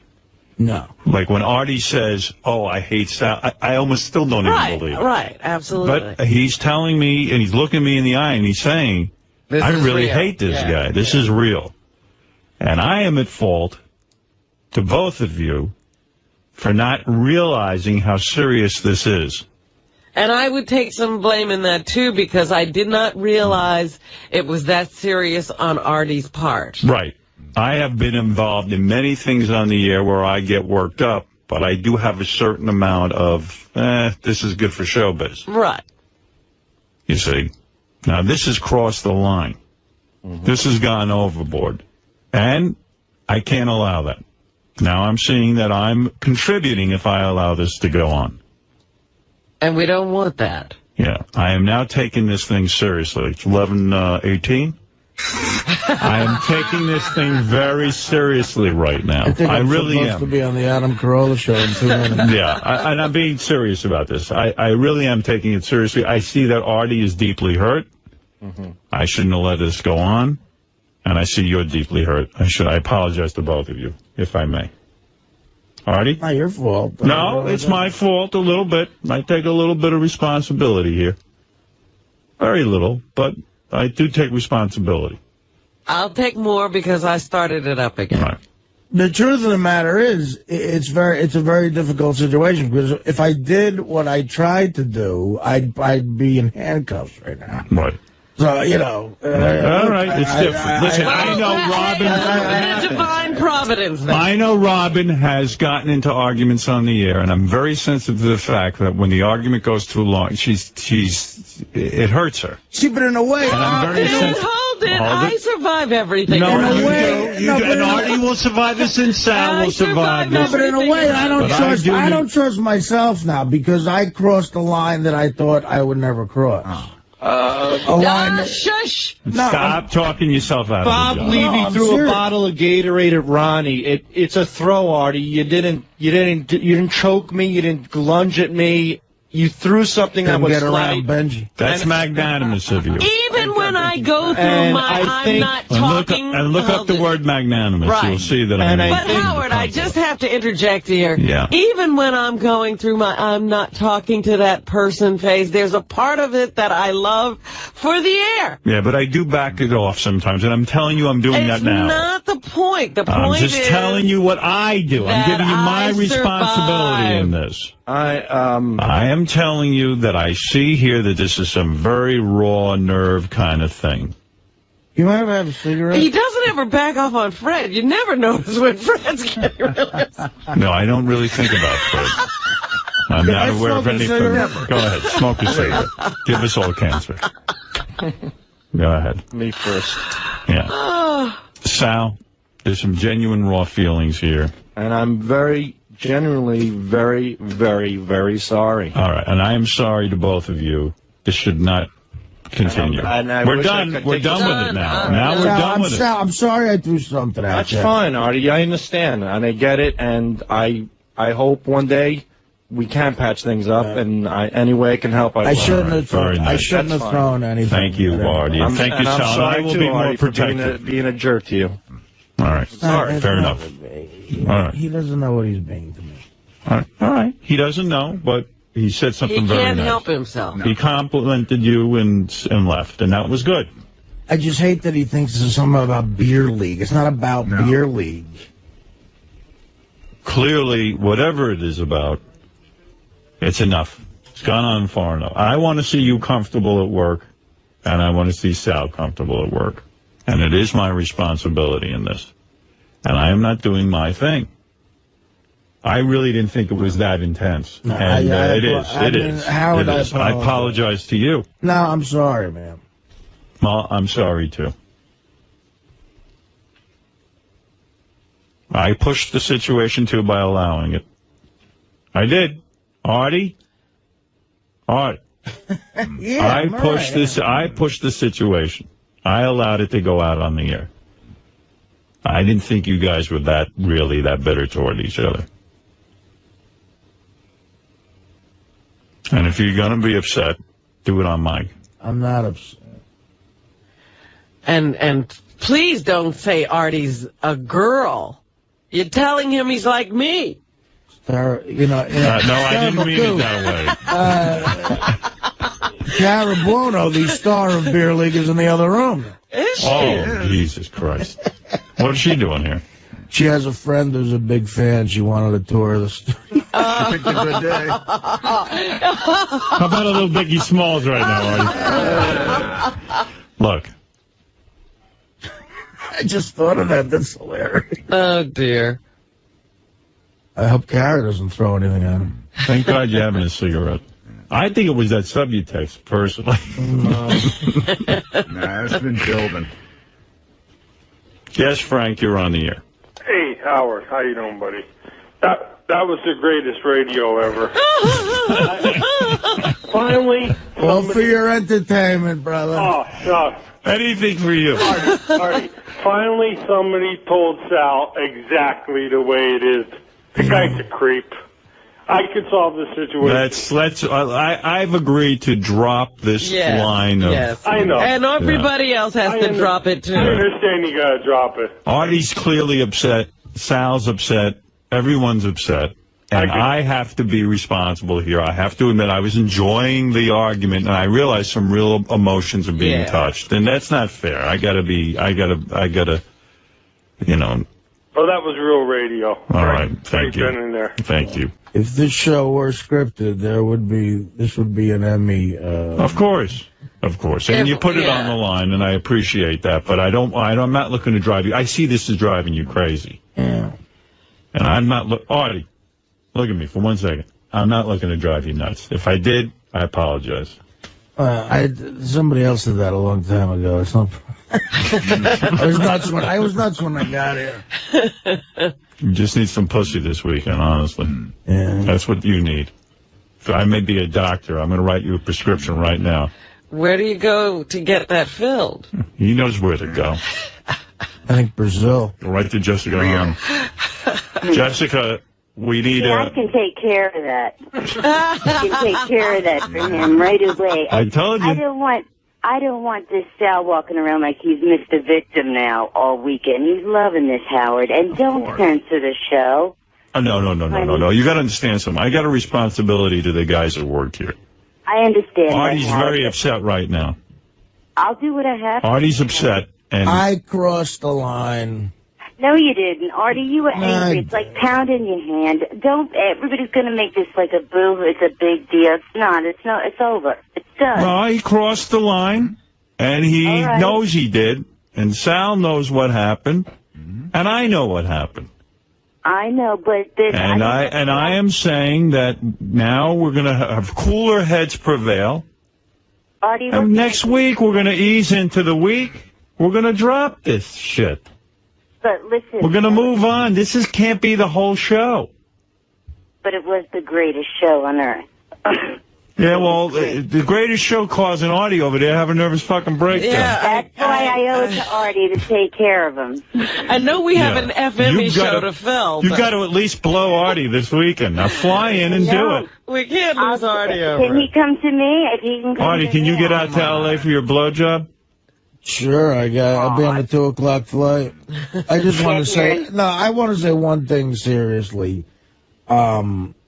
I'll be at Avery Fisher Hall, November 11th, NYComedyFestival.com. I'm sure people will want to see you. I will throw something. Artie, I got some Subutex here, too, for you. What are you doing with Subutex? Why do you have that? I think Jessica has a pharmacy. Yeah, I do. Trust me, she's got the best pocketbook in town.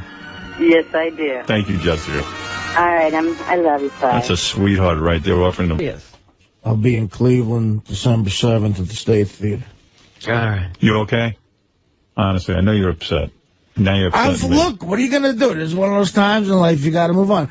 I'm upset at myself because, you try to reach a certain level of sophistication in life. You think you get there. You know what? I don't want you to think about this the rest of the day. You're still a jerk off. I don't want you to think about this the rest of the day. I think you ought to give yourself a reprieve. Let yourself off the hook. How am I going to do that? Enjoy yourself. Do you like my plan? We're not bringing this up anymore. Sal, I think, likes that plan. That's a fantastic plan. All right. We're gonna give it a break. Execution is the key to a plan. Well, we're going to execute. Fucking cigarette is killing me. I'm going to die. Sorry, it's the only thing keeping me from literally exploding right now in my head. Why, you're angry with yourself? No, I just... What? What's going on right now? I just need something to relax me. Some sort of badness in my body. See, that diet wasn't a good idea. Wow. Would you start eating again? You got to see how much I'm smoking without eating at all. Fire department almost came yesterday. Yes, Ralph. This diet is going to kill Artie. I know. I so rude the day I said, why don't you lose a few pounds? What were you thinking? Well, either that or the weight's going to kill me. I mean, I'm looking at shit either way. Would somebody give this guy an intravenous of Hawaiian punch? See, somebody should be watching Artie all day. Artie, I sense you're feeling bad about yourself, and I'm being 100% real here, that it's not your fault. You got fucking worked up, and boy, Robin, you're quite the diplomat. I gave up my career. But, Howard, you can't, you were saying you're taking a little bit of the blame, and I think you have to take all the blame, because you push people into these situations, and, sometimes it just escalates. I'm going to tell you something. But at one other time in the history of the show did it get physical, and that guy got fired. I think. And he shouldn't have, because John deserved it. No, John didn't deserve it, and Sal didn't deserve what Artie just did. I'm going on record. And when I say I blame myself, listen, this is the nature of the show. We talk about everything on the show. And I do. I honestly don't read every situation properly. I guess Artie's really, really inflamed. And Sal and Richard are inflamed. Clips of the wrap-up show. You couldn't tell yesterday that he was. No, honestly, I thought they were having some fun with it. Honestly, I did, and I misread people. I do. You know, I mean, everybody does. You can't be in a person's head. I thought it was interesting radio. I really did. And well, I thought, of course it was. Yeah. Yeah, and really, you know, you don't know how these things are going to play out. I don't want to see anybody resort to anything physical with one another, but I guess the potential is there for it to happen, and I'm saying it's enough. The thing is, I don't... Before it goes any further. There's nothing different in what AJ did and what I did. That's the problem. And don't say and I always no, said... you didn't. I like AJ. There is a difference. I always, you didn't put your hands on the guy. Yeah. You threw something, and thank God you missed. Yeah, and the fact of the matter is, right lost control, and that ain't right. But also, it's a tough situation, and I'm saying I can certainly try to help here. And you're going through sugar withdrawal, which is a huge thing. All right, but listen to me. I don't know what's going on. I'm telling you, subtext is sugar, there's cigarette. I can tell you this. I am going to do my part. Ralph loves what a mess I am. Listen, clearly I have poor judgment. I'm friends with Ralph. So the fact of the matter is, what I am saying is that I can help out here by saying, Robin, enough. Yeah. We don't have to talk about this anymore. Let's let things calm down, and things will go back to a better place. I mean, I respect what Robin tried to do, but look what she was working with 2 chimpanzees. All right, enough of that. Let's not talk about that. We're putting it off the shelf. It's on in a corner. Artie, we don't even have to discuss it. I'm telling you, if this can't work out, because I will have the decency to leave. All right. Well, fair enough. You don't even have to see him that much. You know, it can work out. Just keep to yourself. You keep to himself. Well, he makes a point because there is interaction between everybody on the show and commenting about things and when Artie gets down about what's going on here, he right away says he's going to leave. Now, look. No one's looking for you. I'm not looking for you. I would like you to stay. You're my friend, and I mean, you don't think of me as a friend, but you're not a bro. Look who's here. I think of you as Sal. a friend. Oh, get out. Sal, I'm trying to. All right, I'm not gonna. No, I know. Go ahead. I just want to say one thing that. You know, Artie didn't hit me. He threw a CD. He could have thrown a bottle of whiskey, which he has on his desk, at me. Right. Then he would have had to leave. Number 2. I understand his anger and what he's going through. And thirdly, any way I can make it easier for you, Artie, on the hallways in any way possible. No, leave. No. Leave. I will do that. I just want to... I understand. I get where you're coming from, and I appreciate you being forgiving about me throwing something at you, because I probably would not be that forgiving with someone. So I'm sorry I crossed the line. And I thought I would never do something like that, you know. And I'm sorry that I got you to that point. So I feel just as guilty. We're done with this. But I want to let Artie.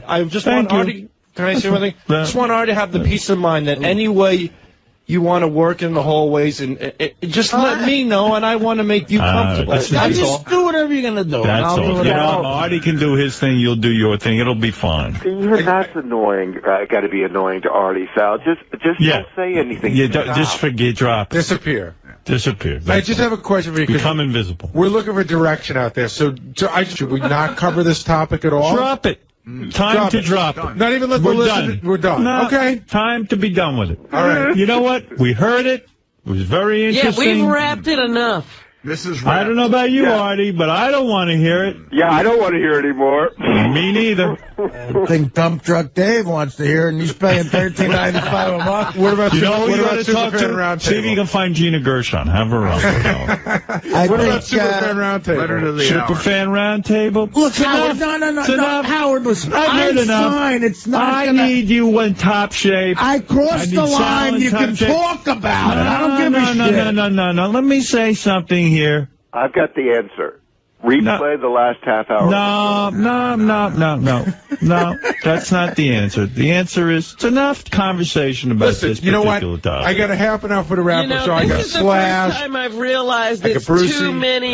too many wrap-up shows. There's too many shows. You got that super fan show. I'm going to stop. We're built for lingering. I am putting out a all points bulletin to all the shows. Right, so you're saying the show, every show, So even Pharrell's show. Right, no wrap-up show, no super fan roundtable, Riley show, no intern show. It's not about you. It's about me. No weekend now review. It's become my thing.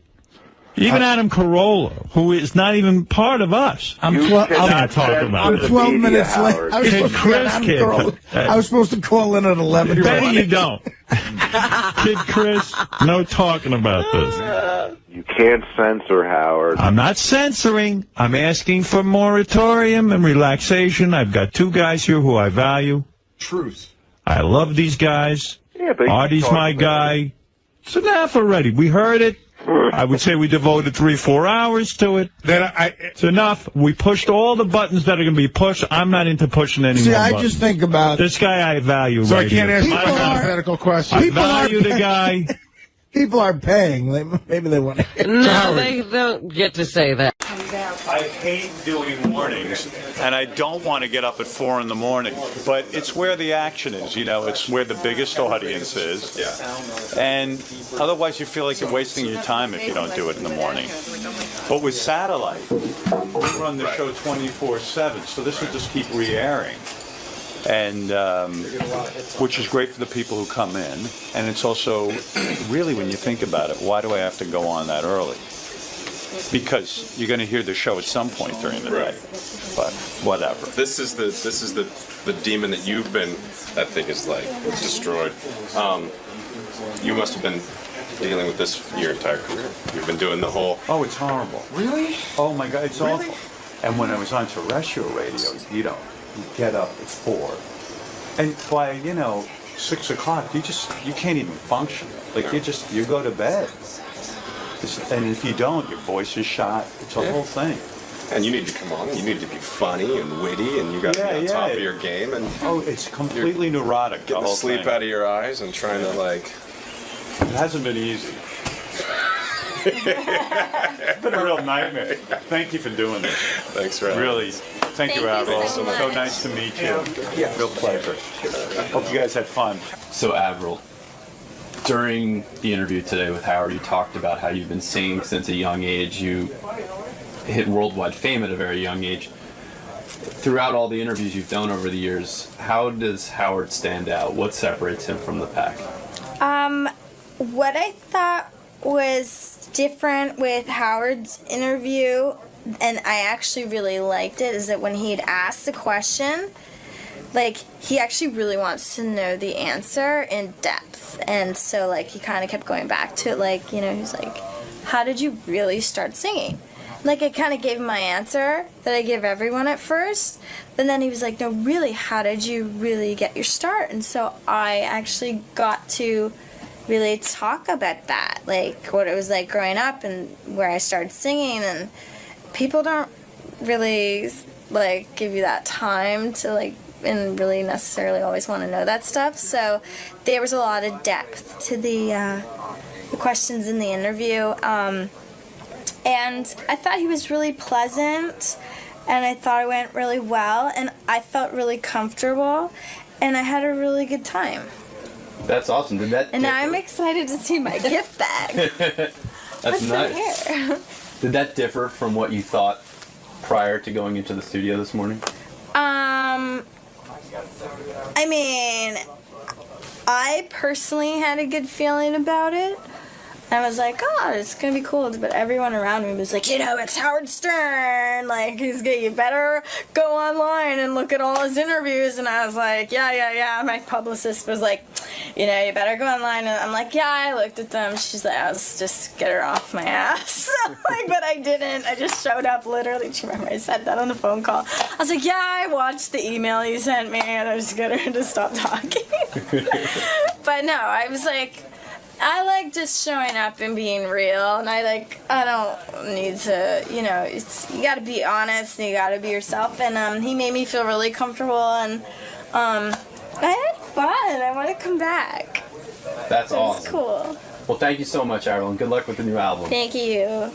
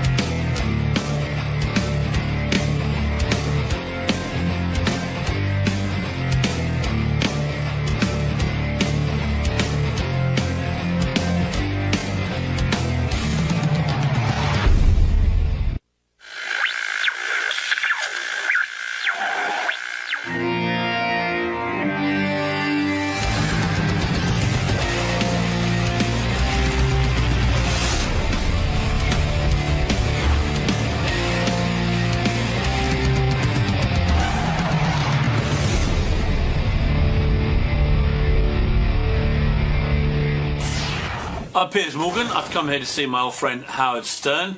Not very happy with Howard because, of course, he took my chair on America's Got Talent. So there'll be a bit of beef about that, obviously. Other than that, I'm going to promote my new book, Shooting Straight, Guns, Gays, God and George Clooney. All topics I'm sure Howard is very familiar with.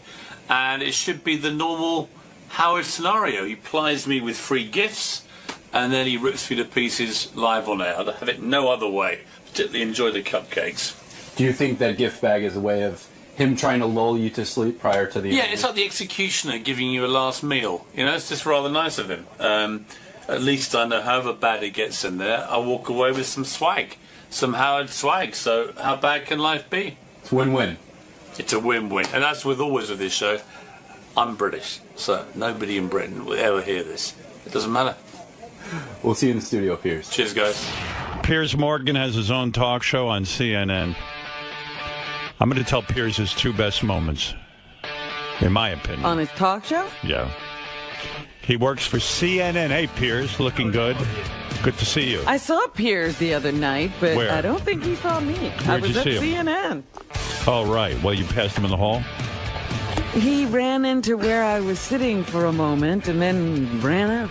Piers is busy. He always seems like you're jet-setting, busy. It sounds impossibly glamorous. It really does. It's really not, but I'm good. How are you? When's the last time I saw you? Was it on your talk show, maybe? I think it probably was. Yeah. Yeah. Was that the first week? I know how important the CNN gig was to you. You had left America's Got Talent. You said, I got to focus on this gig.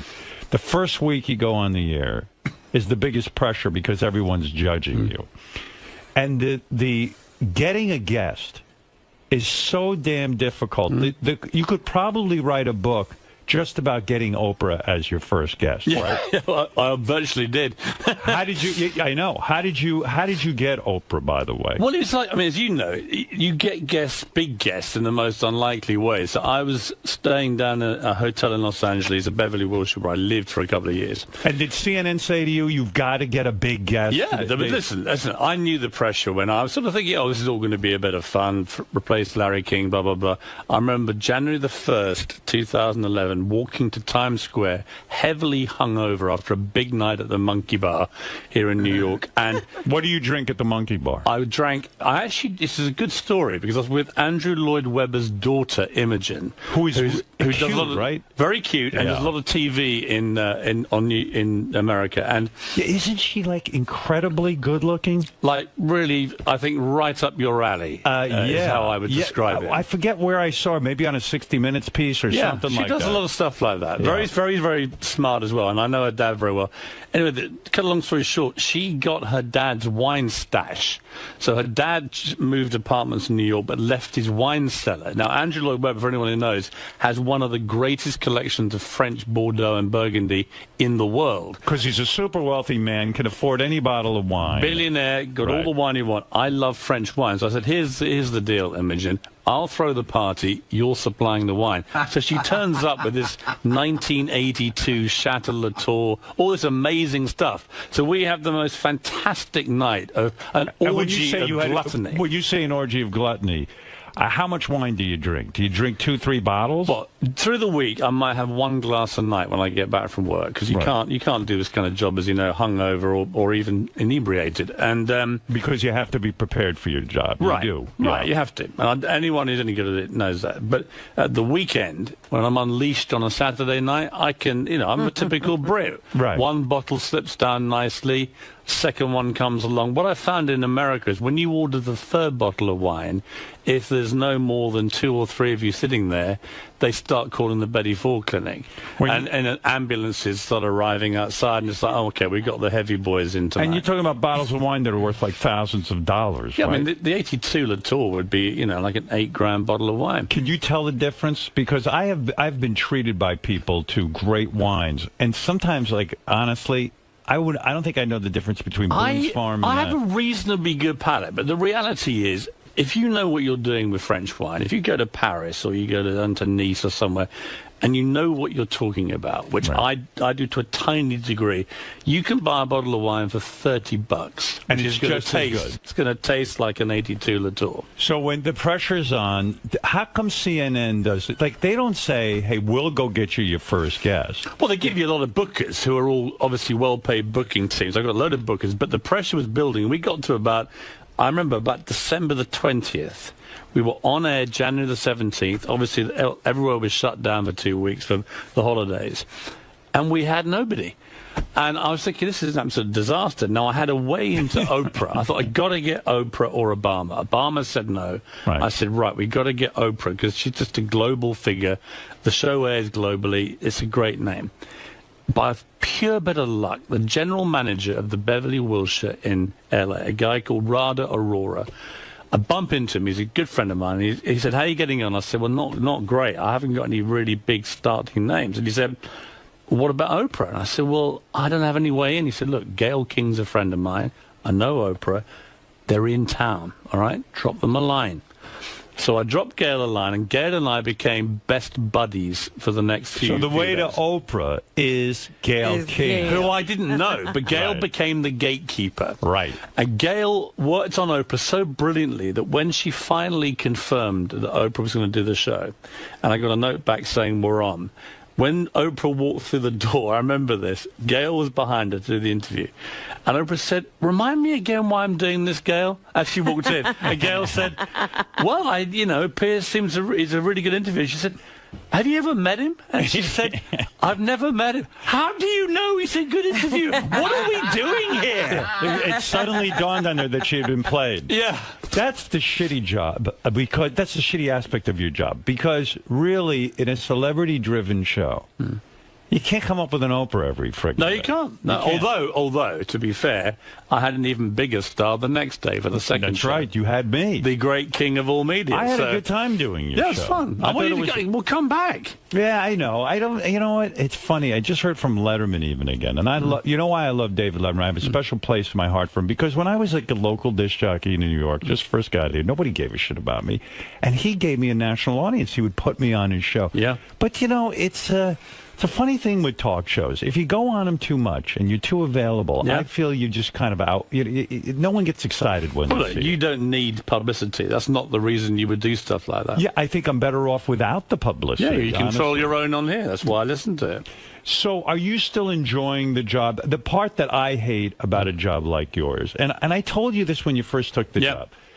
You're up against these other news channels. They're not celebrity driven. They're basically doing the issues, and they get on and they fight with each other. One guy's a left wing guy, another right wing guy, and they scream and yell at each other. It's sort of like wrestling. Yeah. You know. And so now you're on there doing an interview, straight interview. Probably, I said to you, if you were a correspondent on 60 Minutes, they'd be hailing you all over the place for these great interviews. It's so hard in an hour format. Not that you have everyone on for an hour, but I'm saying it's so hard in an hour format to keep that going. Well, look, we realized that pretty early, and also we were struck by an unbelievable news cycle when I first started. So after 3 weeks of quite... What are we listening to? What's that? Pierce, is that your entourage? What is that? Is that your phone? What's going on? I don't know. We've been invaded? I don't know what that is. What's happening, Howard? I think it was Gary's microphone. I think he actually sat on it. I'm not kidding. It's so weird. I was like, oh, we have a piece of sound here about your first week. So what was I just saying? No, well, look, here's the secret I reveal in my book, which is that actually there was a moment 3 weeks in when I'd done great big interviews with you and Oprah and George Clooney, and we had this amazing run of big interviews, and everyone, the buzz was pretty good about it, but I knew, like you knew, these bookings don't come along every night, so you're gonna reach C-list celebrity booking hell unless you're very careful. And then we got hit by one of these extraordinary news cycles, which can happen. And it was the Arab Spring, it was Bin Laden killed, Gaddafi killed, the Japanese earthquake and tsunami. Everything was going off. Even Charlie Sheen was self-imploding. Everything was like kicking off all over the place. And it was incredibly thrilling. We had fantastic ratings, and I realized, wow, I'm a genius. This is going to be so easy. Right.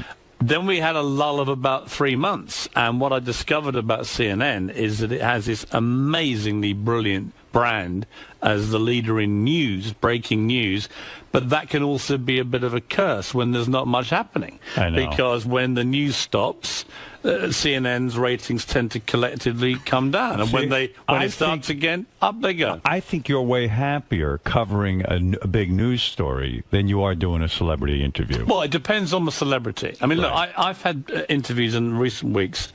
I had the first interview with Pastor Rick Warren about the loss of his son, which was one of the most moving hours of television I've ever been involved with.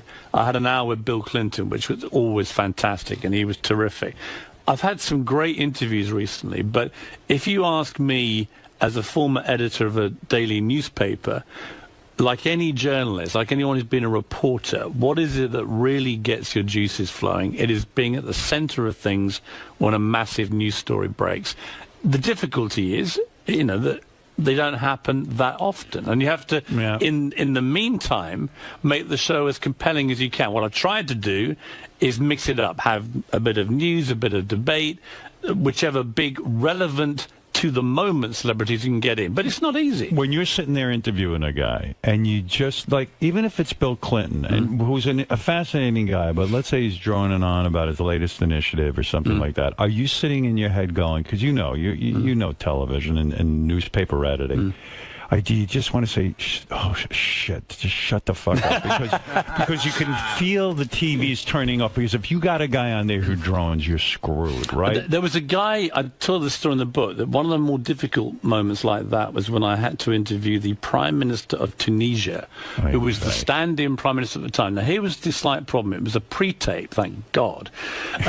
He only insisted on speaking in French. Kiss of death. Via an interpreter. It also turned out that he was quite verbose. So I asked one question: how are things going, Prime Minister? Not the most complex of questions. 10 minutes later, he was still speaking in a relentless, droning monotone. And you can't interrupt because you got an interpreter. Well, I can't really understand him because he's speaking in French. Yeah. And so I'm having to wait, and then this interpreter's then regurgitating it all back into French. This went on for about 15 minutes, and I realized we spent the entire interview on one question. What do you do with a tape like that? Do you air it, or you just say, screw it, it's a bit of buzz? Listen, you use a few lines and you pump a few. I mean, the great thing about the modern media is you can put stuff online. You can always salvage any situation. But you talk about difficult celebrities, for example. Robert De Niro, I talk about in the book. I don't know if you've ever had him on the show. No, I haven't, and I would be I would definitely take the booking. I would definitely want to talk to Robert De Niro. But you know why? Because you would be like me, Howard. You'd be like, I've heard all the rumors about how difficult it is, right? I'm going to be the guy that cracks it. So that's exactly what I think. Right. I think that I could get Robert De Niro to talk. This is exactly what I thought. Yeah. My ego was bursting. I said to my producer, you bring me De Niro, I'll show you where all these other fools. I've said that to Gary. Right? Yeah. Right, here's what happens. So I got Robert De Niro. Now, to slightly complicate things again, I was in Los Angeles, he was in New York, and there was a 1 second delay. That's horrible. This is not good when the guy's already, going to be difficult.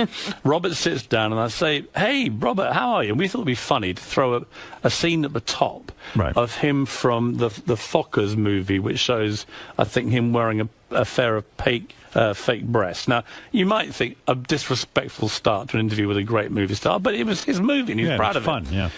Played it, and he just looked at this completely grim face. I mean, not a flicker, not a movement. Do you think it's like the Michael Jackson thing? Michael Jackson was like, he would utter 2 words if you asked him a question. Soon as he got into trouble legally, and he had to appeal to the public, suddenly he knew how to talk. Robert De Niro can be, I know from people who've had dinner parties with him, he can be unbelievably entertaining, tell great stories, be everything you want him to be. I don't think he likes the whole dynamic of interviews. I don't think he particularly likes journalists. I don't think he particularly likes flogging movies. He's Robert De Niro. He's Raging Bull. He doesn't need to. Yeah, but a human being to another human being can be nice. You know what I mean? Like you could say, hey, this guy Piers Morgan's got a show. I've agreed to go on it. It's sort of an agreement to be a little bit charming. You would think so. But he wasn't like he was rude. But here's what he was doing. I would say I was getting desperate. I mean, my producer was laughing in my ear, thinking, you are so going down here. This is fantastic. And did you have him booked for the whole hour? We had him booked for like 40 minutes. Oh, Christ. And after 10, I'm realizing I'm getting absolutely nothing out of this. This is the lemon has been so squeezed already, it's over. So I then said, Robert, let me ask you, you're one of the world's great movie stars. Who do you think is the best movie actor right now out there? Right. Well, I don't think I'm the guy to ask. I was like, Robert, you're Robert De Niro. Oh. Who else could I possibly ask about being a great movie star? It was like wrestling blood from the proverbial stone.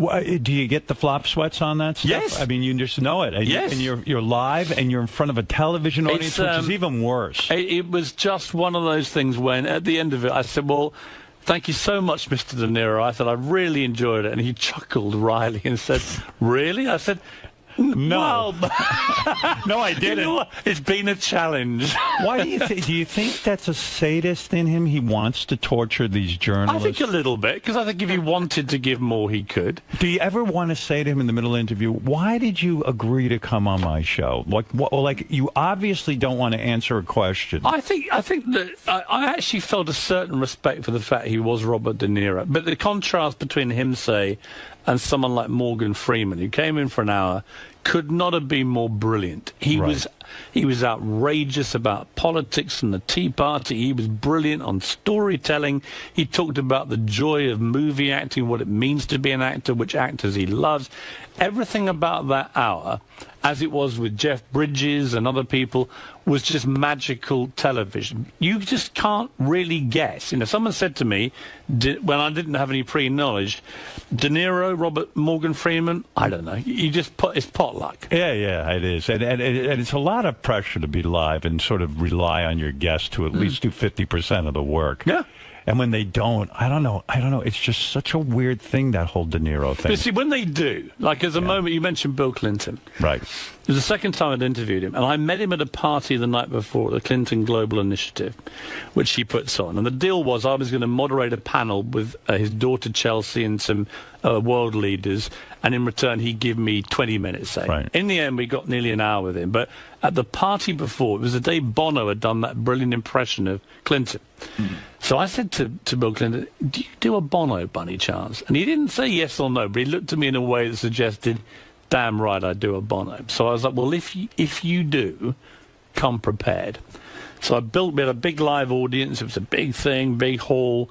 In comes President Clinton, sits down, and I just said to Mr. President, I want to start with the one thing that everyone in New York is talking about in the UN General Assembly week and CGI week, and it's this. And I had video cameras all around the video screens like this, all pumping Bono doing his my Bill Clinton impression. Place falls apart. I'm realizing this could go horribly wrong. He may not have a Bono impression, but I go for it anyway because I haven't had the answer. I said, Mr. President, I've got to ask you, do you do a Bono? And there was this wonderful moment, and these are the moments I live for with interviews, where Bill Clinton, one of the great politicians of modern history, reached slowly into his pocket and pulled out a pair of large, dark shades and put them on. I thought, he's going to go for Bono. Now, it turned out he can't do Bono. It was awful. It was a pretty awful impression, but it brought the house down, and you had this whole riff about how my voice is so hoarse, I can only deal with three-letter names like One and Red, and even the band's called U2. You know, everyone loved it. So you feel good because you facilitated that moment? Well, not only facilitated it, but also you know that clip, because of the age we now live in, is going to flick. It's going to live on forever. 10 seconds, it goes around the world, and then it stays there. You were invited to a party. This is all. You have a new book. That's That's why you're here. That's why I should mention that. Shooting Straight, Guns, Gays, God, and George Clooney. Yeah, right. And it's in stores What's now. that name again? It's Shooting Straight, Guns, Gays, God, and George Clooney in stores now. And you can go to PiersMorganBook.com. And, of course, Piers' show is on 9 o'clock at CNN.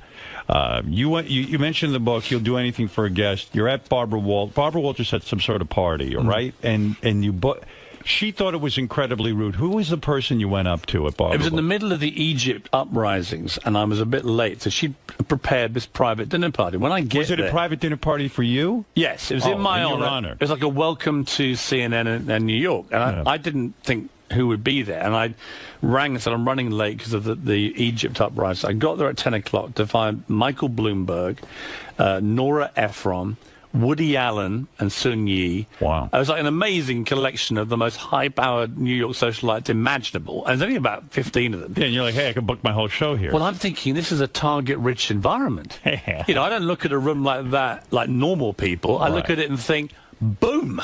So that's where I'm different than you. If I get invited somewhere and I see famous people, I mean, yes, I would like to have them on my show.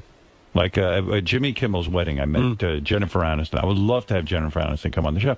But I would never go up to them at his wedding or anywhere. I will never ask someone to be on my show. Well, maybe Piers can tell you how it's done. Yeah, so what? Yeah, well, you just have to. Piers had a terrible situation with that. Well, you have to be utterly shameless. So I marched up to Woody Allen, who I'd never met, and I just said, Mr. Allen, I thought, respect for a legend. I said, Piers Morgan, a new show at CNN, obviously, that's why we're all here. I just wondered, would it be inappropriate for me to use this opportunity of meeting you to ask if you'd come and do one of the first television interviews you've done in 50 years? And there was this dreadful silence. Now, is everyone listening to you ask? Or are you doing the room literally fell completely silent. This is during dinner. And this is just after, it's like drinks after, like coffee. And everyone's staring at me. Barbara has literally frozen. And she suddenly goes, yes, it would be inappropriate. At which point it was brilliant, because everybody else then began laughing at the sheer ludicrousness of Barbara Walters, the most shameless booker in the history of television, you saying it was inappropriate of me to try and book somebody. Anyway, I picture Barbara tasering you, like take one of the taser things and just shooting you with it and knocking you down on the floor. You know what it is too, because Woody Allen then is put on the spot. He can't say no in a weird way, but he doesn't want to say yes, and he's like hamana hamana hamana. Yeah. And you're putting it out there because nobody ever does that. I never got near Woody Allen, and Barbara Walters never got near Woody. He doesn't do television interviews, but I must say the sheer discomfort of that moment was quite amusing. It is a shame that Woody Allen wouldn't do a television interview, even if you agreed to just stick to his movies, not get into his retro personal life. If you just stuck to the movies to hear that guy talk, is awesome. Well, the other great moment I had, which was, you would love this. So I'm at the Knicks, where I actually met you at another game about a week before. I go to the Knicks, and I'm with my publicist Megan, who I know whose charms you have often pointed out. Yeah. And yeah, I still don't know how you're not banging her. Like, he's walking around with this really super hot publicist. Unfortunately, she married my digital producer, which brought an end to that longing. But there we are. Right. So here we are. We're at the Knicks game, and Bill O'Reilly is at the other corner of the VIP suite where I saw you. With this commissaire with the big jacket and medals and so on. He's unusually tall, right? Aren't you? He's like gigantic. Yeah. I mean, even by your standards, he's gigantic. It's weird, right? He should be playing basketball. Am I watching? He's when like you see him on TV, you kind of go... You get no sense of height, right? Yeah, right. And he's quite physically powerful as well. So there he is, towering over like this sort of feudal colossus. And I said to Megan, I'm going to go and introduce myself and try and get him to come on the show. And she said, well, don't be ridiculous. He's not going to do that. He's Bill O'Reilly. He's not going to do it. So you may not even know who you are. I said, of course you're going to know who I am. There's billboards in Times Square. The show's got this. But, so I march over. I said, Bill, Piers Morgan. Nothing. That's not a flick. I said, Piers Morgan, I've just joined CNN. You may have seen the promos. Nothing. That doesn't say hello, nothing. Just, Wow. So I said, I used to work for Rupert Murdoch. So we have something in common. I said, well, is there any, would you possibly do the show? No, I don't think so, no. So anyway, how rude. This is now really uncomfortable and I think quite rude. Yeah. So I walk off and I go back to Megan, who's laughing, and she said, he blew you out, right? I said, what a dick. And she went, he's not a dick, he doesn't know who you are. He's just Bill O'Reilly. So I said, okay. Anyway, we let it go. I was seething. And then about 10 minutes later, she says, He's walking over to you. Bill O'Reilly's walking over to you with his two young girls, about 14, one of whom was his daughter and one was her friend. I'd seen that. And he says, Mr. Morgan, he's slightly embarrassed, he's slightly red in the cheeks. He says, Mr. Morgan, I wonder if you could help me with something. My daughter is a big fan of America's Got Talent. You gotta fucking be kidding me. You have got to be kidding me. Okay, this gets better. Is there any possibility of a photo? So I said, no. I said, of course, Mr. O'Reilly. Nothing would give me greater pleasure. So the girls come either side of me, and I'm doing my normal cheesy, me, the big celebrity picture. Yeah. I said, who should we get to take the picture? Maybe you'd like to, Bill. Bill has handed the camera. Now he's like simmering with volcanic lava. This is so great, because when you have your kids, like, I would never ask someone for an interview. Wait. Yeah, there's the denouement, which you will love. As he goes to take the picture, the old commissaire in the blazer with the badges, whose job it is to protect the celebrities, suddenly flies in between us, arms up like Kevin Costner in The Bodyguard, and he says, no, we cannot have Mr. Morgan's privacy invaded in this way. I said, please, sir, I really appreciate your concern, but I'm very happy for Mr. O'Reilly to have this photograph. I'm always I'll tell you something. I must be old school. I get really uncomfortable being a dick to anyone. I mean, unless somebody did something really horrible. I agree with you. You know what I mean? I mean, what was Bill O'Reilly's point? Like, oh, you're working for the competition? I saw him again the other day. He knows I've dined out on this story, and it's in full glorious detail on the book. He knows this. So I saw him at some party the other night, and I just said, hey, Bill. And he just went, "Hi, Piers," and just walked off. And I thought, it's wonderful. He thinks he's like Emperor Nero. Yeah. And I was like, you know what, buddy? But what is that? Well, I've moved from at least blank to Piers. I mean, it's a movement. There is movement. But he's not liking you because you work for CNN? No, I think he is a dick. He's just a dick. He's Bill O'Reilly. But by the way, let's put it in perspective. He is kind of a dick because, like, I walked up to one time. I've seen him a lot of. He claims he's a man of the people, but he's always at every big highfalutin event. And I saw him in the Hamptons at some rich guy's house and stuff that he never goes to. But you know, I'm amused by Bill. I watch his show too, and I remember he just walks up to me and he goes, "I want to help your career out. I'm going to let you come on every Wednesday, and I'm gonna give you this break." And I went, "Are you fucking kidding me? You really think I need your help?" But he was dead serious. Oh, completely serious. But I have to say, on the other side, I like watching his show. Right. All the reasons that he is quite rude and dickish and bombastic and arrogant. It works in that setting. It is fantastic television if you're into that kind of thing. My dad came over to America for the first time ever last year, and he stayed in L.A. with my mum, and they were having a great time. And every single night, 8 p.m., without fail, he sat and watched Bill O'Reilly after he watched it the first night. He said, "Who is this guy? I love him." And my dad's like this conservative guy in his 70s. He went, "I wish we had someone like him back in England." So if Bill ever wants another job, I can get him a gig. We might send him over to England. That would be a win-win. You try, in an ultimate balls move, you say in your book, you tried to get Rupert Murdoch. Yeah. To do your show, the guy who owns Fox News. Yeah. And what was his response? Well, it was like I worked for him before, and I've always had a lot of time for Rupert. I like him very much, and I just kept emailing him, and eventually he went, "Piers." He emailed back, "Dear Piers, I said, on a chart scale of 1 to 100, give me something. Give me some hope of a possibility of an interview, Mr. Murdoch." And he said, "Piers, on a scale of 1 to 100, your chances are less than 0. But I wish you every success with your show." But he likes you, right? He does, but he just didn't. You worked for him. That's probably why he didn't trust me.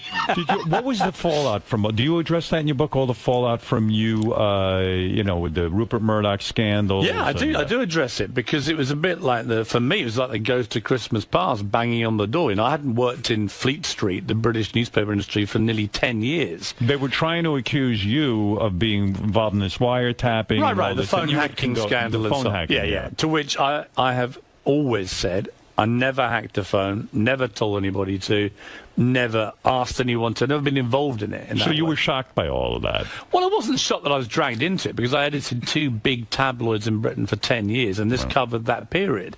What is true to this day, which never gets reported, but not a single person that worked for me out of maybe 1,000 people over 10 years at the Mirror has actually been charged with any offence at the paper in my tenure. So I've always felt the paper behaved within the law.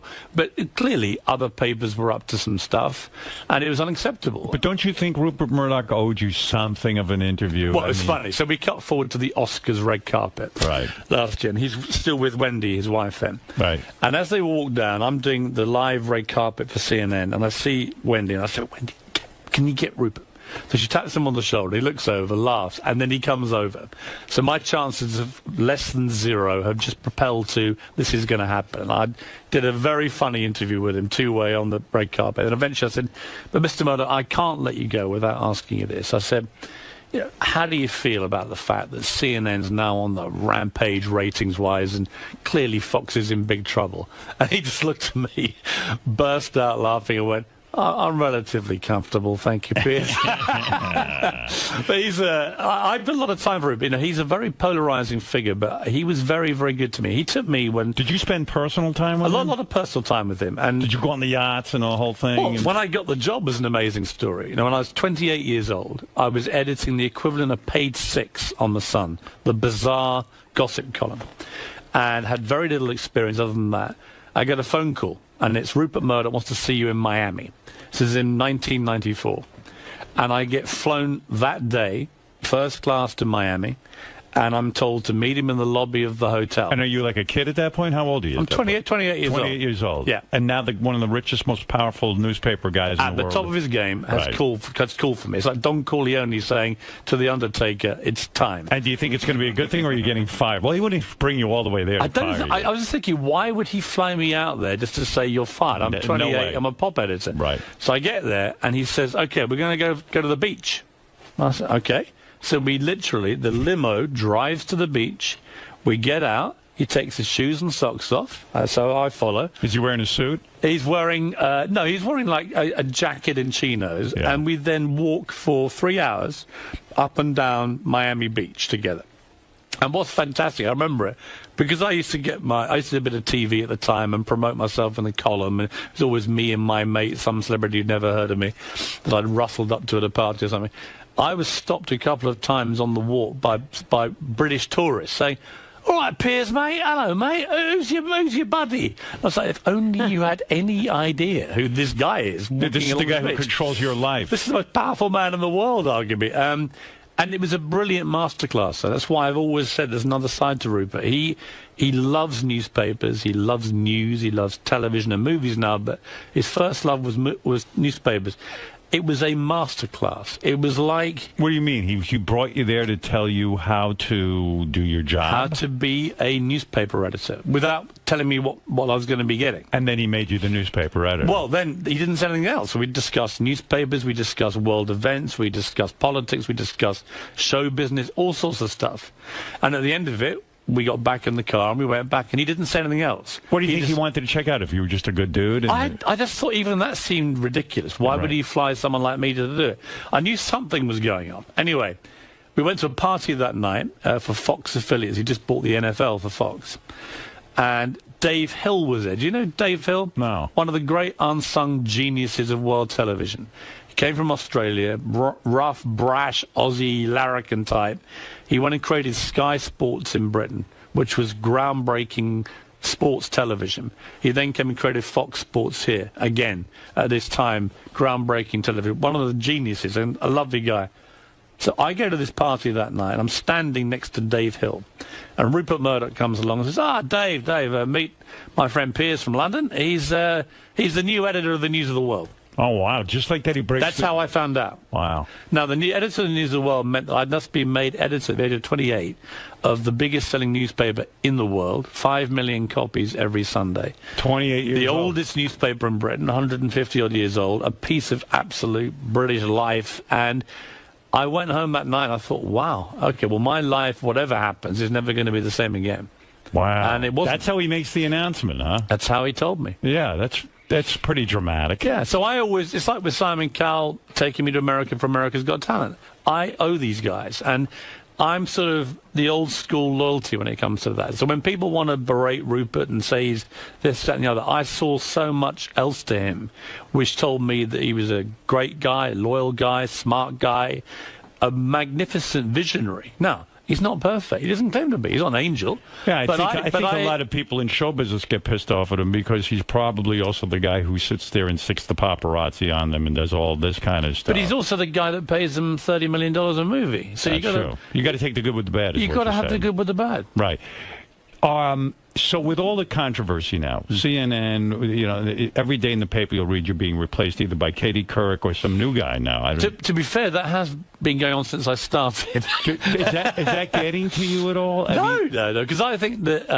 but it's humiliating, right? I mean, it's like, well, what do you mean? And when you walk in the building, everyone looks at you and goes, when you walk into CNN, they're like, oh, there's Piers, dead man walking. He's walking in the building. Yeah, but for a dead man, I walk with such pride and magnificence. You don't let shit bother you. I couldn't give a damn, no. I mean, is that really true? Look, when you have a huge ego. I know that. And a healthy ego. Here's the thing, Howard. Yeah. From that moment, I was made editor of the News of the World at 28. I have had people, the moment I walked into the News of the World newsroom, I was the youngest person of the entire staff. I looked at all these faces and I thought, they want me to fall flat on my face. That's right. I had exactly the same feeling when I got the CNN job, replacing the great Larry King, who's this upstart Brit from America's Got Talent, Celebrity Apprentice. I talk about all this in the book. I've always been someone that backs myself. I don't care what other people say about me. I don't care about... See, but I think the opposite. I think... You think I do care? I think you really do care, because I know on Twitter, you'll get into wars with people, you'll fight with people, because I think you really... No, but do you not think I'm just yanking their chain? Yeah, but I also think you care. You know what? You have a lot of pride. Well, I want to succeed. Don't get me wrong. Right. But do I care what people write or say about me? Not particularly. You don't. As long as they're sort of involved with there was a Vanity Fair profile of me recently, not particularly flattering, but I chuckled as I read it. And did you really? Well, because most of my profiles are so awful that actually, by comparison, it wasn't bad. So I was actually able to enjoy some of it. Yeah. And in the middle of it, they did interview some British editor who said, the great thing about Piers is that we all get together, and about every 3 months we run a story we hope will get him fired from CNN. People are really rooting against you. Yeah, which I quite like. It's like the British mentality is when, you quite like that. It gets me up in the morning. It galvanizes me. And the reality about CNN, I've been on air 3 years. 3 years longer than most people thought I'd survive. But the higher the ratings and the bigger the success, all of a sudden then all the suits and everything don't tell you what to do. Sure. Suddenly you have ultimate freedom. Yeah. With that comes, I remember in radio, I got so hassled, and then when you become number one, they still hassle you. And then at some point, I got such a big audience that then I said, hey, fuck you, I'm doing things my way. Yeah. And that's the thing you really know. I look at what you have, and I see a guy who's created his own empire you're completely in charge of. Right. No one can really fire you. It doesn't matter. It really doesn't matter to you. I work for a company. I have a boss, 𝗦𝘁𝗄𝗿𝗱, who used to be my boss at NBC, who I happen to like very much and respect very much. He can fire me when he wants. Have you had meetings with 𝗦𝘁𝗄𝗿𝗱? Have you sat down and said, listen, this is... Only very recently when he told me he was picking up my option for the 4th year. So I'm under contract until till September. So if he's picking up the option for the 4th year, how do all these rumors get started that you're being Well, it's what I mean. It's what I mean. The rumors start because some mad blogger who, on a blog site I'd never heard of, blogs Morgan-facing acts, Katie Couric coming in, or whoever it may be, whoever the name that is that week. And the reality is I had literally the month before had my 4th year option picked up by the guy who's supposed to be about to fire me. But don't you want to go somewhere and scream it out, hey, wait a second, I'm not going anywhere. In fact, these guys just gave me a vote of confidence. No, there's a brilliant lesson I once got taught by a guy called Michael Parkinson. Do you remember Parky? The Parky was a great British talk show legend for 30 years. I don't know about this guy. He was great. He was a Yorkshireman. And he was also a cricket player. And when he was a cricket player, he was quite good. He never quite made top grade, but he wasn't bad. And he said his strategy when he was playing cricket every weekend, but also the sports editor of the local evening newspaper, the Yorkshire Evening Post, his strategy was quite straightforward. Whether he got 0 runs or whether he got 100 runs, come Monday morning, the back page headline of his paper would have the name Parkinson in it. So it would be another triumph for Parky, or Parky flops again. But he said what was clear by the end of my tenure as sports editor was the only person that mattered to the people of Barnsley in Yorkshire was Michael Parkinson. Well, that's a very healthy attitude. But don't you think it's the right one? I mean, when you read it's so right. When you read stuff about you, Howard, and I read vicious stuff about you and fantastic stuff about you, I think I believe about 10% of it. It doesn't matter. What is matters to me? But as a You fact, said some of it, Piers. Of course, but Piers, 90%, as Robin points out, you attacking me.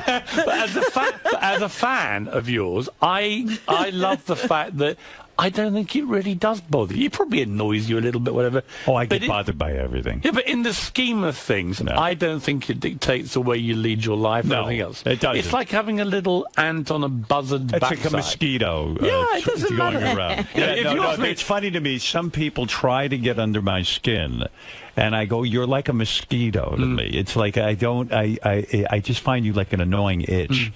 But I have to have the time that you've been at CNN, the 3 years, have they stopped you from doing certain things? No. Have they ever said to you, don't put this person on? They don't dictate. No, and in fact, if you look at the incredibly polarizing nature of the guns campaigning that I've done on the show, which has been pretty relentless. And is that why Michael Moore wrote the forward to your book? Yeah, it was. Because he believes in you as a gun, an anti-gun advocate. Yeah, and he also made the point that it's sort of weird that one of the loudest voices for gun safety, as I call it in America, is someone who's not even American. Right. But I tell the story in the book, and I think it's quite a powerful analogy that the argument you always hear in America about guns is the only way to deal with gun crime is for more people to have guns. You've heard this. The NRA will come out after Sandy Hook or Aurora and say, if only everyone in the movie theater had a gun, at the school, if all the teachers they had been could have killed the guy. And of course, the only thing that does is make sure they sell more guns. Right. And the gun manufacturers financially back the NRA, and so this vicious cycle goes on. When I was on the Daily Mirror, which was the paper I went to when I left Murdoch, and it was a rival paper to his, so I was there for 10 years. In the mid-90s, there was a horrific shooting in Dunblane in Scotland. 16 kids aged 5 were blown to pieces by a madman. Right. Now, what was fascinating compared to what happened here after Sandy Hook is that it was never political. Left and right came together. The public came together. The media came together. I campaigned very strongly we gotta on the do paper. something. And it was never about, well, if you're pro-gun, you're a conservative. If you're anti-gun, you're a liberal. None of that. It was like 16 kids get murdered by guns in a school. You've got to do something as a society to stop this happening again. So we did. We banned all assault weapons and we banned all handguns. And here's what happened. Since then, Britain has had a steady average of 35 gun murders a year. America has 11 to 12,000. Right. America also has 18,000 gun suicides a year. 70,000 more Americans get hit by gunfire whose lives are saved by the brilliance of surgeons. Otherwise, the stats would be a lot worse. And I don't think they've even had a mass shooting since that time. We've had one mass shooting, but nothing, not even a single shooting of any kind at a school. And we don't arm the schools. It's a pretty compelling argument. Well, it's the same argument of how it happens in Australia, in Germany, in Japan, where basically in the 60s they just wiped guns out completely. Well, the other argument is that only the criminals will have guns. The criminals in Britain don't have guns. Right. Otherwise, there'd be more than 35 gun murders a year. I can't get them. One of my favorite interviews you did was Alex Jones. Right. When you guys went at it. I love Alex when he comes on and you guys start going at it. I said to Alex Jones, we should have you on every night. Piers and you, the two of you, just going at it, locking horns. It was fascinating, that encounter, because it really revealed this extraordinary mindset that he, like many people that follow that guy, and there are a lot of them, I think there are millions of Americans that genuinely believe the reason they need to have guns is that the British may come back and take them. Are you coming back? You are here. Well, I am here, but I always say, listen, let me just point something out to you. Whether it's the British coming back you're worried about or the threat of tyranny from your own government, let me explain one salient point that makes both of those eventualities an unlikely thing for you to deal with your AR-15. The United States military has 5,000 nuclear weapons. Right. 5,000. It can obliterate the entire planet many times over. A bunch of people in Dallas with AR-15s are not going to compete if the government turns tyrannical with 5,000 nuclear weapons. Nor are the British going to get very far if we arrive in Boston on another boat and we have somebody called King William, for argument's sake, who decides he wants to come and raise the White House to the ground. This is not going to get very far when you have half the world's military firepower.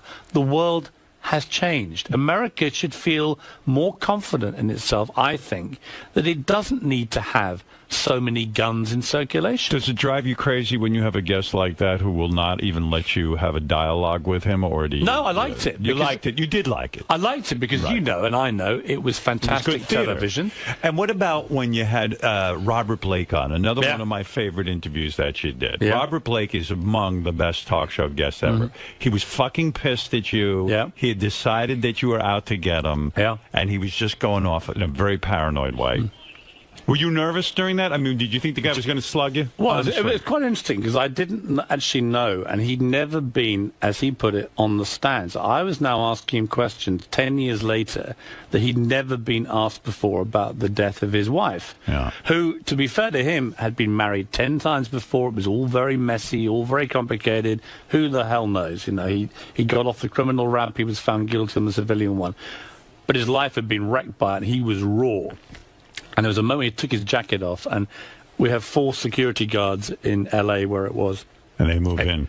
they all came into the studio, which I've never seen before or since, and they clearly got twitchy watching him. I didn't know what the hell was going to happen, but as with Alex Jones, I was thinking, okay, well, this is fantastic television. Yeah. I just hope I'm alive to watch it.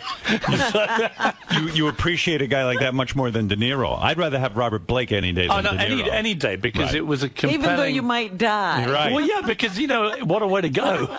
I interviewed him years ago, and I remembered I said something, it was so innocuous, and then he went, "You calling me a monkey? You saying I'm like a monkey, like a dancing monkey?" And if you read about him, he's like, I guess he was a child actor. He always felt put upon by his parents. Yeah. And it's gotten to him. He's become this ultra... Also, he was a brilliant actor. I mean, if you watched him in True Blood, the Capote movie, I mean, a really, really top-class actor. And I couldn't work out, and I still can't, is he like he is because he got away with it and he knows everyone thinks he got away with it?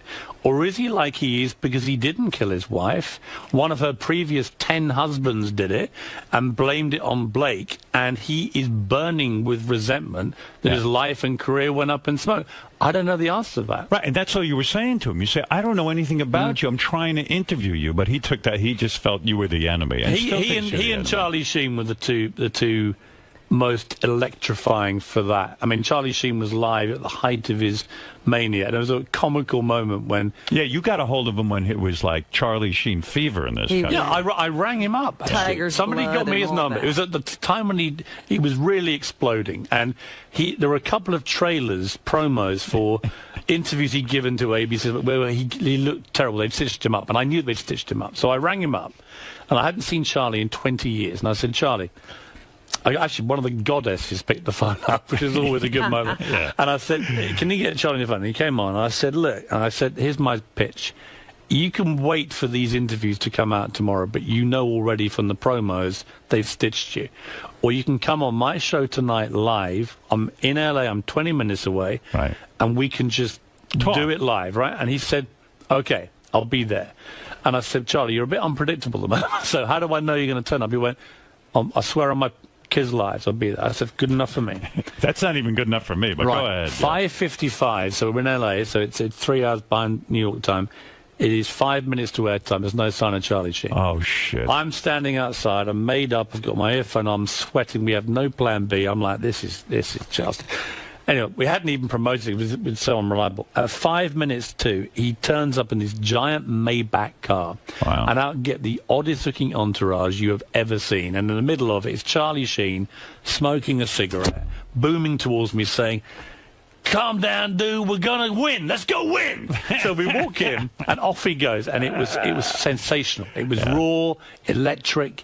He was on fire. He's like, as you know, he can be incredibly eloquent and passionate and funny and everything else. And then my favourite moment was I said, "Are you drug free now, Charlie?" Yeah. And he went, "Absolutely, absolutely, bro." He said, "In fact, I knew you'd ask me the question. I brought my latest drug results." So he produced this document, and it all said negative, negative, negative. I said, "Well, Charlie, congratulations, small acorns and all that." And he said, "Yeah, absolutely." We got into the next commercial break, and I saw him scribbling on this drug test report. I said, "What are you doing?" He said, "It's just a little present for you to hang on your wall." And I looked at it, and it said, "2 peers, let's get hammered. Love, Charlie." Should have gone out with him. Yeah, well, I wanted to, but I thought, you know what? You talk about career-ending possibilities. You think he's just fucking insane? No, I think he just likes to party. Is that it? Yeah, I think but when he talks, it's like... I guess he sort of seems sometimes bright and then sometimes like a big idiot. Last time I interviewed him was a few months ago. He was much more on his game, much sharper. Look, he's taken a lot of drugs, and I think that at that particular time he was in the crazy world with his goddesses and half of Colombia up his nose and so on. And his life. Do you ever try to get analytical with these guys, like why they're so fucked up? No, because I think he really is more. It's more simplistic with Charlie Sheen than people think. I think it's not. I interviewed Martin Sheen about him. It's not like he was abused as a kid. What did Martin Sheen say? Did Martin Sheen just say, "Hey, my son likes to party"? He said, "My son likes to party, but I wish he would party less, and I wish he would be, a better son and father and so on." Which I think Charlie, to be fair to him, has become in the last few months, hopefully. You've got a great story in your book. You decide you want to get Mel Gibson on your show. And like it's at the height again of Mel going fucking berserk. That phone call had been released and all that. So you drove to his house. Yeah. I mean, you'll do anything to get a guest, which I admire. Yeah. And you go to his house, and this is very, I don't think people know this about Piers Morgan. You actually had compassion for him. Yeah. And actually said, I don't think you should come on the show because he was in such bad shape. It was so raw. He answered the phone. I was with my producer, and he answered the door. He was unshaven, bloodshot. He had a trickle of blood around his temple where I think he'd been scratching himself. And this was a guy right on the edge. Anyway, he took us in. He sat us down. Mel Gibson's a very smart man, very intelligent, obviously fantastically successful, sold billions of dollars at box office, had this amazingly happy marriage, 7 kids by his Australian sweetheart and everything. Yeah. And then it all went up with this Russian girl that came in and took over his life and so on. And we all know the spiral that went on after that and the alcohol and so on. But I sat with him in his room for a couple of hours, and he took us out on the terrace, and we were watching over this little valley down in Malibu where he lives, and you could hear the coyotes going off, but it was all so very surreal. Beautiful. Amazing. Yeah. It was an amazing vignette to be involved with. And there was this movie legend, half ranting, half emotional, and he went on and on. Now, I've got 4 kids. I've been through a divorce. As I watched him, I was like, this guy, I think he knows he's given up all this amazing security that he had. And being beloved. On a punt of falling in love with somebody. And he's, now look at him. He's in this appalling state and place.